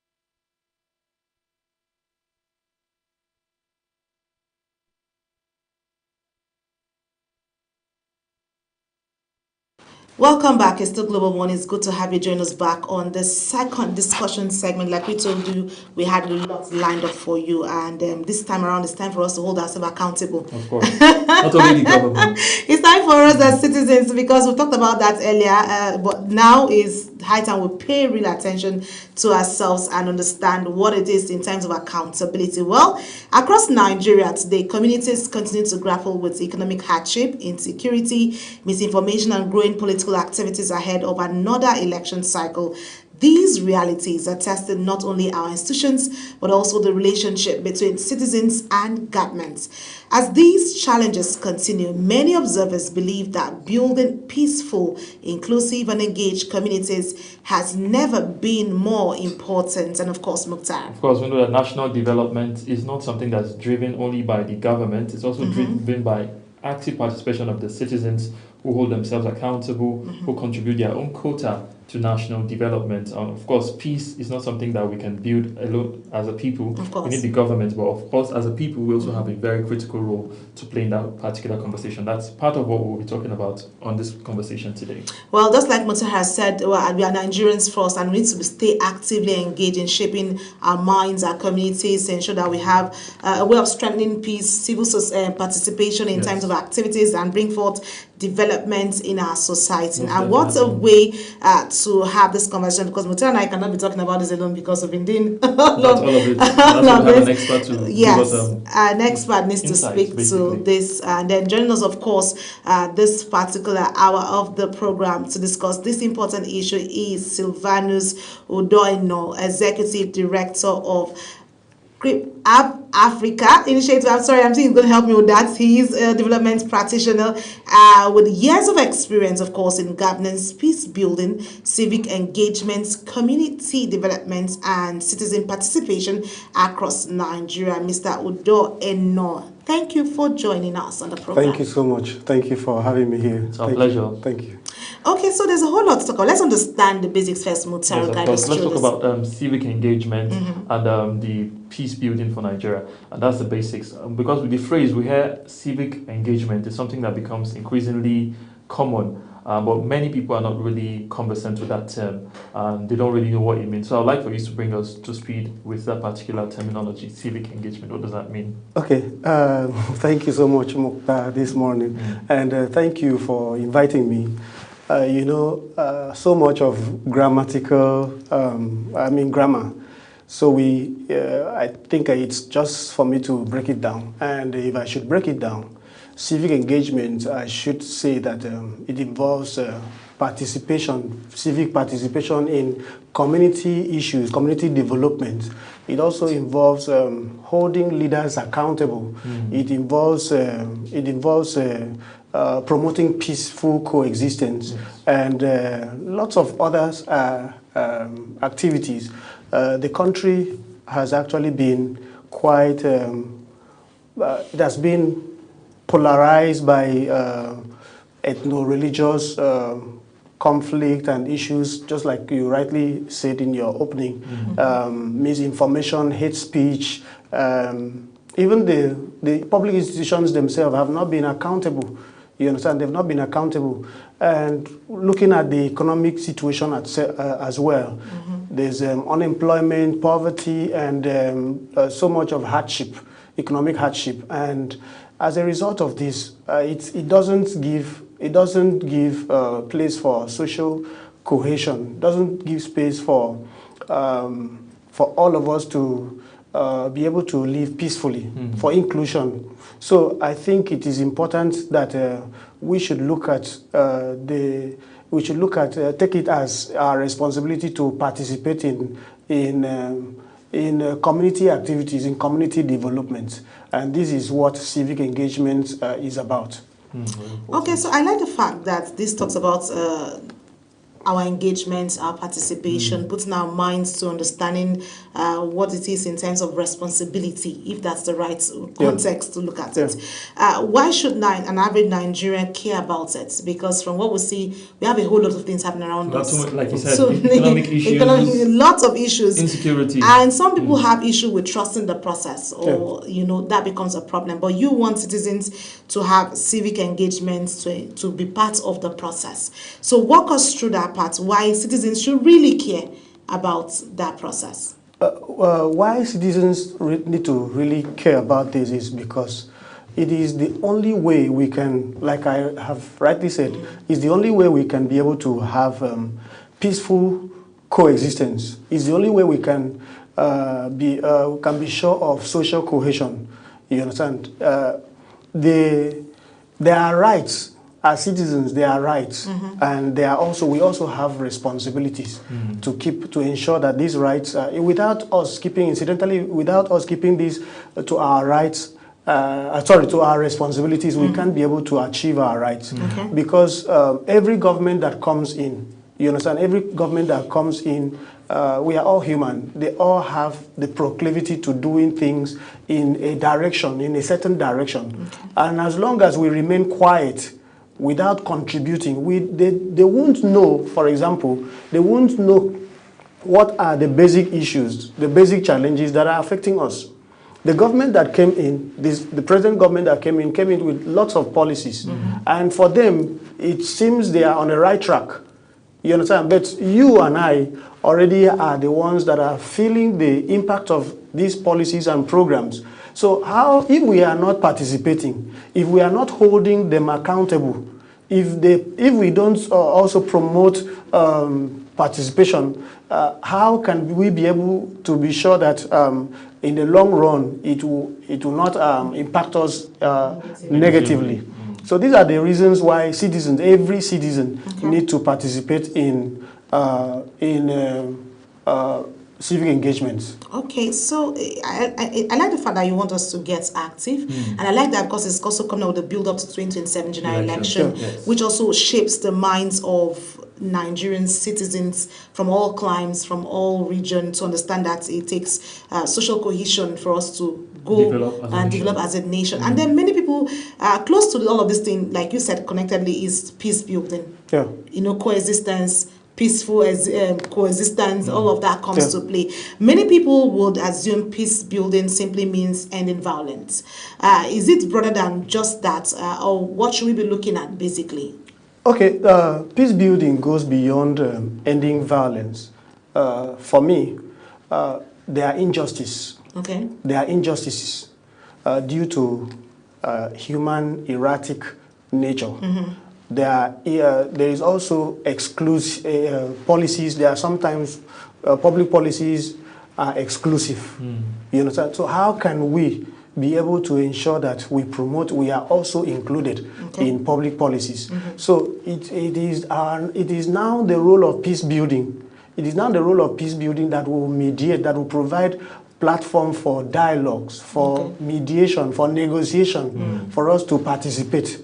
And this comes when we are able to participate. This also comes when we participate in even in voting, for example. Not just for voting alone, because civic engagement doesn't have to do with voting alone. So it also goes even to holding government and public institutions. I've repeatedly said this, accountable through protest, through making our grievances known. You understand? The authorities, the duty, let me say this, the primary function of government is to promote the welfare, to ensure the welfare and security of the people, of the citizen. How have our government fared? How have you fared in terms of the supply of this particular function? How have we fared in this particular area in these last 3 years? As a people, how have we fared? And how can we also be sure that the situation as it is here, if it continues in the long run, it is for our own good? No, so that is where we now have to come in. If we see, that's why we have to ensure that we participate, make our own inputs known. It helps to build peace. It also helps to build trust between the public institutions and the people. So that's the best way. Talking about the people, we know Nigeria has one very large and vibrant population, but oftentimes, like you said earlier, most of the people feel disconnected from the policies of government, and that is one thing that has distanced them from civic participation. So why do we have such a gap from the people's perception between public policies and their own everyday lives, and how do we bridge that gap? We have these gaps. These gaps exist because there is no platform. There is no platform for dialogue, for example. These gaps exist because there is no platform for negotiation, I have just mentioned, because the public institutions themselves are not accountable. You understand? They are not accountable. They want to do things in their own way. You understand? Not minding whether it will go well with the citizen. Not minding if it also help in peace building, in social cohesion. You understand? So these are the core issues. And if we are not participating, if we are not standing up to fulfilling our own responsibilities, unfortunately, it's not going to be helpful. You see what has happened, this administration, let me tilt a little bit towards them. Within this administration, we've had lots of issues coming up, and many times it ends in protests. And they themselves, because I used to say it, the proclivity of man, you understand, to always do things in their own way, you understand, to do things in their own way, it is actually playing out. It plays out as well. So if we are not participating, it will not help. It will not help. So the many protests that have happened, they make sure the public institutions, instead of listening to what people are saying, instead of even standing to fulfill their own role, you understand, to even accept some of these inputs as demands, you understand, instead they will clamp down on protesters, on activists. They clamp down on decent voices. That's why you hear lots of people arrest. Look at, for example, recently they just passed the cyber crime act, for example, which criminalizes lots of activities online. So you can't even post. You can't even put, you can't even complain about government. Okay. You understand? But that's, even though we complain, you understand, even though it is our right to complain, I'm of the opinion that let it be based on proof and evidence, so that it can be followed up effectively. Okay, so from what I understand from you, are you saying the space is becoming too tight or too strict for citizens to really come out to, that makes you think it's high time citizen gets to be actively involved, because civic engagement has to do with, because the government's for the people, by the people, for the people. So if we're looking at such from, just like you said, the Cyber Act, some people don't even know this act exists. So, even recording people, all of those things, some people don't even know all those things. So when I talk about civic engagement, because most times, like you see protest cases, people come out to express their grievances, show the government, because that's the only way they can come out, to speak to issue. And most people sometimes feel bad to come out, because they feel no matter how many times we come out, our difference is not really felt. They don't really care about our voices and all that. Whether it's hardship, economic issue, or local disputes. And so in your experience, what distinguishes between communities that remain resilient from those that struggle because of all of these things we see, despite coming out to speak to issues? If I'm to interpret it, based on my understanding, communities that build resilience means that you just want to remain quiet. You just want to remain inactive. You just want to remain the way, whatever they throw on you, you should just take it that way. You understand? And then you just shift for them to sit, for example. Well, they keep shifting. And they keep shifting. And incidentally, this has been our culture. This has become our culture as a people over time. You understand? Instead of us standing up to our responsibility, because it is our responsibility. But have you seen those who have stood up to all of this issue? Have you seen the repercussion or the backlash that comes with it? This is the reason. This is what I've been talking about. Clamping down on activists, clamping down on decent voices. You understand? If we don't come together, as long as we remain divided, they will always have the track to trail on. You understand? I've mentioned the cybercrime. Now they have even come as far as even getting to there's a new law in the National Assembly now that is already being proposed to regulate the civil society, for example.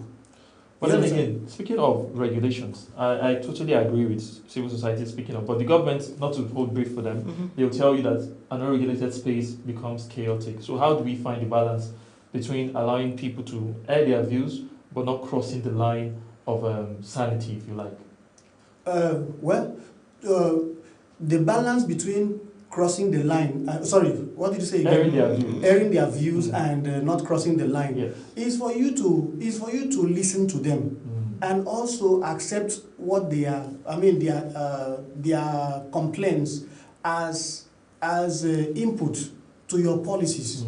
Because within their complaint, within their protest and their protest and complaint, there are issues that are being raised. We don't just wake up to start protest. There are issues that protract. Leads to it. There are issues that leads to these protests. There are issues that bring unresolved issues, actually. You understand? Unresolved issues. Issues of injustice, issues of exclusion. You understand? Issues of welfareism. Welfare. Issues of insecurity, for example. So as long as you are not listening to us, you understand, there is that gap. You understand? And so for us to be able to breach a balance, get to a bridge, is for you to listen to us and consider some of these issues. You understand? It has gotten to a level where the citizen no longer trust public institutions, including the security agencies. We no longer trust them. It has gotten to a level where in fact, if a political office holder, if an elected office holder make promises, you just take it as one of those things that they say to win elections. Speaking about trust, it's something that's very critical in every democracy, in every institution. Trust is a must. And like you rightly said, it seems to have been eroded over time. So I would like for you to, from what you've seen on the field and all of that, why is that mistrust an issue? Why is it there? And then how can we turn the tide and see a country where the citizens can trust the government regardless of all the differences? Trust for me remain as long as there are unresolved issues. As long as there are unresolved issues, issues of exclusion,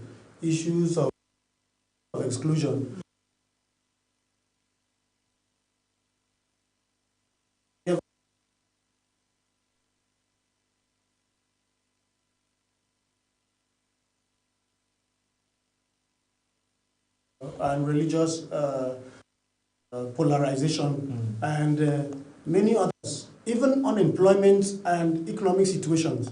You understand? As long as they are not resolved for us to be able, in such a way that we can be able to live together amicably and without complaints. You understand? There will always be that trust issues. You understand? So these are the basic issues. Okay, so let's bring the conversation back to where it matters to Nigerians and how this can get us across to solutions and how we can find a safe landing. Many Nigerians are currently dealing with rising cost of living. Unemployment, security concerns, which is a problem. We're seeing good success in some cases, like the Riri. Other states are calling for, the Kaigama and all of that are calling for rescue missions. Unemployment, I was saying to Mukhtar earlier before you joined us, I said students are graduating, dealing with jobs waiting, and then before you get a job, you must have somebody somewhere, so it becomes a problem. And you want us civic engagements of people, and people are wondering at what points are we recognized, at what points our voice has been heard or felt, or the actions we take being felt. In times like this, people often focus on survival. That's the first thing, the first thought of every man, the survival instinct, not morality, exactly. Not safe landing. It's what gets to me first because I need to survive first. Yes. Some may even wonder whether should they still be, should life or civic engagement be a priority when we're talking about survival. So in your advocacy, how would you respond to things like this? Because survival instinct comes to the mind of every Nigerian first, looking at the scenario or what or she is struggling with at this point in time. You see, it still comes back to, there's a question we talk about shifting, and let me see it still comes back to that.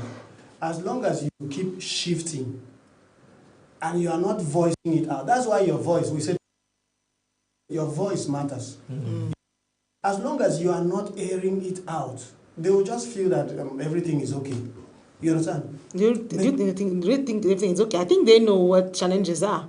They know. If they know, what steps are they taking? What are the actions they are taking to... They will always give you the excuse that they're taking steps. They'll tell you. The actions. It's not by rhetoric. It's by we seeing it and feeling it as citizens. So let me allow you, and I was just interjecting. So as long as the issues are not resolved, it doesn't mean... If I allow you to just come and, tell me that you're on it, for example, you are on it, anybody can say that. It could be for eternity. Anybody can say that. It's a statement. We want actions. What we want is action. You understand? You are on it. We want actions. As long as you keep promising me that you are on it and you are on it, and I'm not seeing results, you understand? Unfortunately, I can't be able to keep quiet. I can't. I want you to take actions. So I have to make sure I remind you. In fact, for me to even keep saying it is a reminder. You should take it as a reminder, so that you now it will prompt you to take action and understand that this, for me to even be able to to live well and live better. There's one thing again is the government will tell you we are all stakeholders in this. Democracy is a government of all of us. Inclusivity, which means the government and the citizens have a role to play. So I'd like for you to speak to the citizens' role, especially with issues like insecurity and the hardship, basically. What roles can community also play aside from the government's own role? There are so many roles community can play.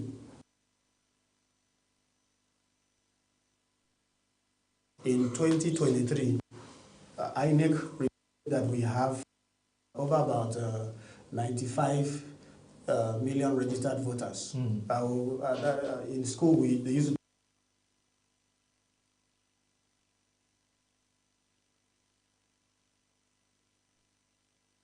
activities. What are the basic that every citizen should play? Now,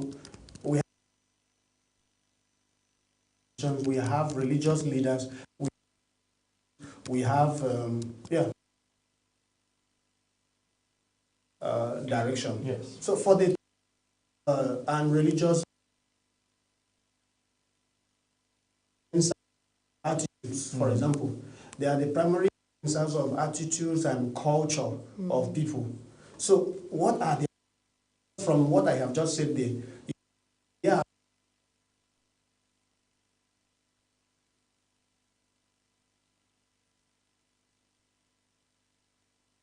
that they see, and it also gets to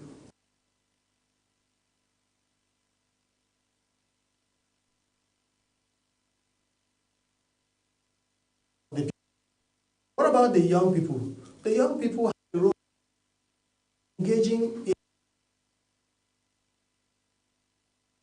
activities that are not favorable. That this is favorable, like the cyber crime, for example.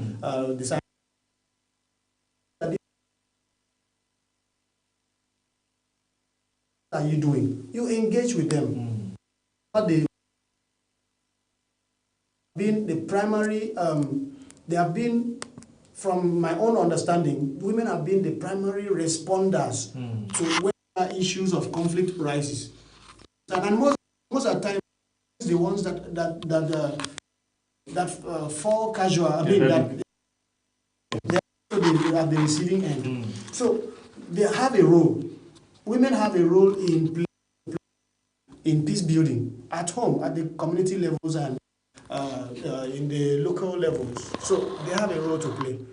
Okay, so let's look at all of these roles that you said that they have to play, and how this is panning out for Nigeria let's look at the ecosystem, Nigeria as an ecosystem, because we have communities, we have a lot of things playing out for us. You've talked about the role of the women, the youths, and all of this, but I'm concerned about years to come. We've seen, Overton said, youth are leaders of tomorrow. We've seen them being shrinked in some cases, not in all cases, because of course we've seen the administration look at issues around youth, from school, education, health fund, all of those things to put out, then also loans, what's called grants, yes, to also put out for that. How many of the citizens understand this to get onto that? Just like you said, our voices matters. We're trying not to allow the voices to be shrinked or killed or pushed to one corner. And what you also said, you don't also keep being a point where we're being heaped with policies that we don't understand or things we don't, but it's time for us to get actively involved. So from your experience, what role should communities themselves play in preventing like disagreements from themselves or from authorities, and finally soft landing and avoid escalating violence? Because we've seen where youths revolted and it became a violent thing. How can we find that dialogue space and encourage civic education and civic engagement to give us the best role in peace building and coexistence among citizens? Okay, so I didn't actually complete the... Okay, so let me allow you land. So, because I think it's linked. Okay. It links together. All right. So I remember I actually started equation 1. So in promoting the roles, in delivering on our roles as citizens, it gets as far as ensuring that we mediate before conflict even escalates. There are some grievances within the communities within a set of people. There are grievances that happens within a group before it even escalates. You understand? So we have a role to play in dialogue. Okay. We have a role to play in negotiation. We have a role to play in mediation. Okay. And of course, many other mechanisms to resolving conflict. We have a role to play. We even get a role to play, have a role to play to the extent of informing authorities. Okay. You understand? That brings me to issue of insecurity and even welfare. Okay. Because we are the ones that are feeling this. We understand this. So why don't you just open it up? Why don't you just say it out? Why don't you report it to authorities so that if there is anything that can be done about it, it can be done about it. Okay. You understand? So, and much more than that, we have a role to play in civic education. You talk about NELFON and some of the government's programs, interventions, for example. That is why we exist, for example, as an organization, the CREEP Africa Initiative exists. So we do lots of civic education, informing citizens about what is happening, what is going on, and how they can participate. Okay. You understand? So civic education, lots of civic education and policy engagement to also pass down, because we engage at the grassroots level. We understand some of these things. So these inputs also help us to link it to policies as well. Okay. You understand? We make sure that some of these issues are coalesced, and then where there are public forums, like public hearings in case of a law, maybe dialogue on policy dialogue issues, we also ensure that we also contribute to them, and we make some publications as well to ensure, I'm sure it reaches them. Okay. Speaking about your organization, I know you're currently engaging on a particular project, which is the Safe Civil Space organization and all of that. I'd like for you to speak about that and the impact that you see it making, or it has already made, on our civil space and even our nation at large. Okay, so yes. So the self-civic engagement, the self-civic engagement project, we are focusing on empowering marginalized voices and empowering marginalized voices and also raising concerns. And so part of this project involves lots of engagement at the grassroots level. I've already mentioned it. Lots of engagement at the grassroots level. We have community dialogue program. In fact, we just held one 2 days ago at Dede community in somewhere in Dede community in Abuja here, and it was quite an elaborate and very engaging and rich opportunity to interact with the people. They were able to air out their grievances. In fact, some of the issues we discussed, the borders around security, they were able to say what was their concern. Yes. And thankfully, the security agencies were there. Some security agencies were there. The Nigerian police were also there. They made lots of issues, raised lots of concern about how that the police were not trusting, were not functioning to their own advantage. And even the police also complain about them not trusting, the community not trusting them enough. Yes, not trusting them enough. When there are issues that are to be done, you understand, that to be delivered, maybe certain person have been arrested over and over again, that is a serial criminal. You understand? Serial suspect, let me not say criminal. So, and this kind of person, you are the one that complain, we have done the arrest. And all of a sudden, you don't even want to follow up on this issue. And this person keeps coming, it keeps coming over and over again. For us as the security agents, we think of it that it is important that we just charge this person to court. You understand? And maybe he can be sent to prison, but you don't even follow up. You don't even want us. We can't do that by ourselves. So these are some of the issues we engage with them. And the other time we were in Kuje, a community in Kuje, we also did the same. And it still continues over and on again. And so this engagement is at the grassroots levels. We hear people talk about issue of drugs, issues of drug at the grassroots level, which are the precursor of insecurity. Yes. Yeah, they are drugs, precursor of insecurity. We hear lots of issues of maybe gender-based violence. We hear, and many other issues. Yes. You understand? So these are some of the things we do. And so the project we are doing involves the community dialogue. It involves advocacy. You understand? Advocacy to authorities. So we don't just engage with the people. We also engage with the higher authorities at the institutions, yes, to also pass down some of these issues. And then it also involves training as well for some of the actors and within this space as well.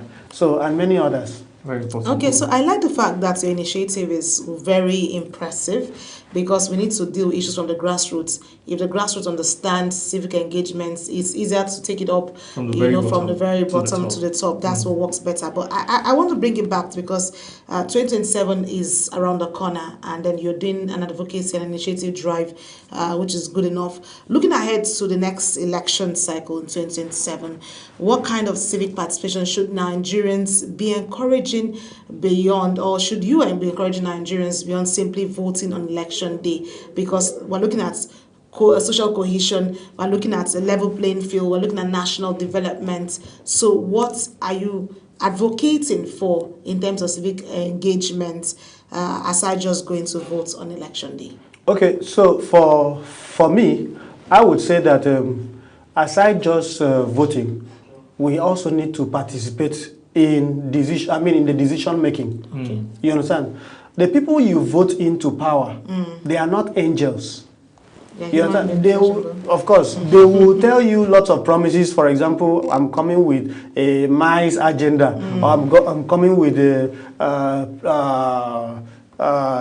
triangle plan. You understand? I have 3 plans: insecurity, that, economic, and all that. You understand? And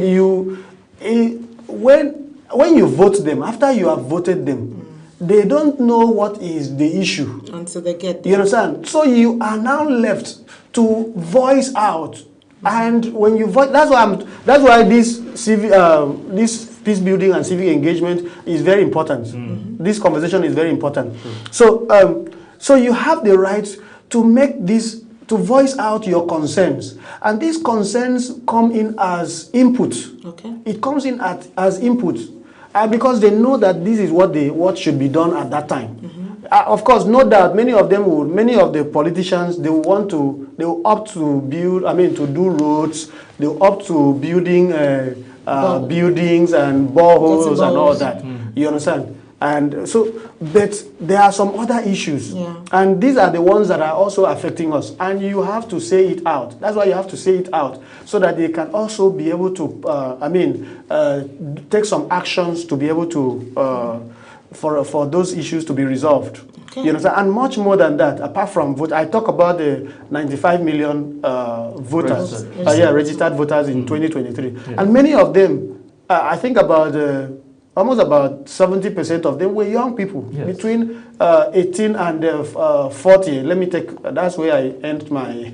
That's where I end my young people. Okay. You understand? That's my range of young people, 18 and 40, because I feel these ones are within the active, the active age, that they can also participate and be used. So many times they are even being used. You understand? To contribute. They are the ones that have the ideas. The other ones are already, they are already retiring. Yes. Their strengths, they are not up to date with what is going on. They can't, even if they are up to date, they can't participate the way, actively the way you should be. You understand? Government institutions are, every year they are passing budget, they are having plans. Are you sure that your own plan, your own issues are also within the budget? Are you sure that are you able to follow up with them to be able to show that those budgeted issues, budgeted agendas are implemented for you. Yes. You understand? Because if at the end of the year that budget is not implemented, you have a time has passed, and you have to wait again for the next cycle. And if it continues like that on and on, you remain long while others are already moving forward. You are already within that just waiting there. Yes. So this is how we can participate. These are how we can. Well, we're wrapping up, but before we go, I'd like for you to give us maybe take homes from all of this. We've said quite a number of things, but what would you like for our audience to remember from all of these conversations we've had? Okay. So what I would love the audience to take home from this conversation is the fact that, one, civic engagement is your responsibility. It's not a privilege. I mean, it's a responsibility that it's not a mere privilege. It's a responsibility. You have to be take actions on it. And two, is the fact that when you are engaging with public institutions, you engage with them based on proof and respect, because they are there to serve. They are there to serve you. And we have a role to play in building trust among us, in building in social cohesion, in building trust and peace at the grassroots, and at our home, at our communities, and wherever we find ourselves. So where there are issues, you raise them respectfully. And of course, these are my major input at this time. Thank you. Very interesting conversation. Like I said, it's time for us to hold ourselves accountable and understand the rules in which we play, and what a way for civic engagement to come to stand tall to speak to this issue. Because if we don't invest consistently in civic education, it becomes a problem. And community dialogue, just like Silvanus has said, and citizen participation, it becomes a problem. So all of that is very important, that we take that home. And then if we want Nigeria to have a safe, cohesive space for the nation to develop, we must have that, because in the coming years, as many youths understand this narrative, because like I always want to say, it depends on the narrative you're trying to sell out for people to understand. We're looking at a narrative of nation building, safe space, peace, active participation, peace, and all of that is what we're looking forward to, because we're getting to the next election cycle year. And we should work with that mentality that it's high time the nation stands tall and gives back to the coming generation after us, because the Gen Zs and the Gen Alphas participate in the election. But don't just register for vote for elections. We registered over 95 in 2023. I'm sure this plus this one now, we may be getting to 100 or over 100. And if we are registering like this and we are not coming out to vote, imagine 95 million people registered, and only about a paltry 28 million voted. Participated in 2023. It becomes a problem. You understand? So it's that decision, that government was not made by the people, because the number that did not even participate is more than the ones that voted or that participated. So let's come out and vote, so that we are sure that the leader, the person who is going to lead us for the next 4 years, is actually coming from us. All right, amazing. It's been a very insightful, very, very insightful conversation here. Thank you so much.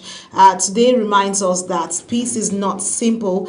It's not simply the absence of conflict. It is built through trust, active citizenship, inclusive dialogue, and communities that work together to resolve or solve shared problems. Most definitely. And we've heard from the expert, and he's given us this morning, and something that national development is not only measured by our economic situation, but it's also by the level of peace and the level of prosperity of all of the people, and that can only be achieved when we all actively participate in the polity and make those decisions that better our lives as Nigerians. Well, Mukhtar has said it all, but for every Nigerian, there's a role to play. Don't forget, we've said that building a peaceful, inclusive, and accountable society is all we want to see. And our appreciation goes to our guest, a wonderful expert, Silvanus Udoyino. Thank you so much. He's the executive director of Serap Africa, Creep Africa. I'm giving you sorry. Creep Africa. actually means Community Rights Education Advancement Pathway Initiative. All right. Creep Africa. There you have it for sharing his wonderful thoughts. Thank you so much for joining us. And of course, that brings us to the wrap of the breakfast program today. Amazing conversation, Mukhtar, we've had. Of course, it's been a roller coaster ride from the beginning. We brought breakfast, we brought topical discussions, and of course, the paper headlines that made the rounds. It's all been an amazing session for me, and I hope it was the same for our audience out there. I'm sure you had an amazing time with us, and of course that brings us to the end of the breakfast program. Thank you for staying glued to the station with us, and other programming will come up after we leave here. I am Aniti Patrick. And I am Mukhtar Kasim. Bye for now. Bye for now.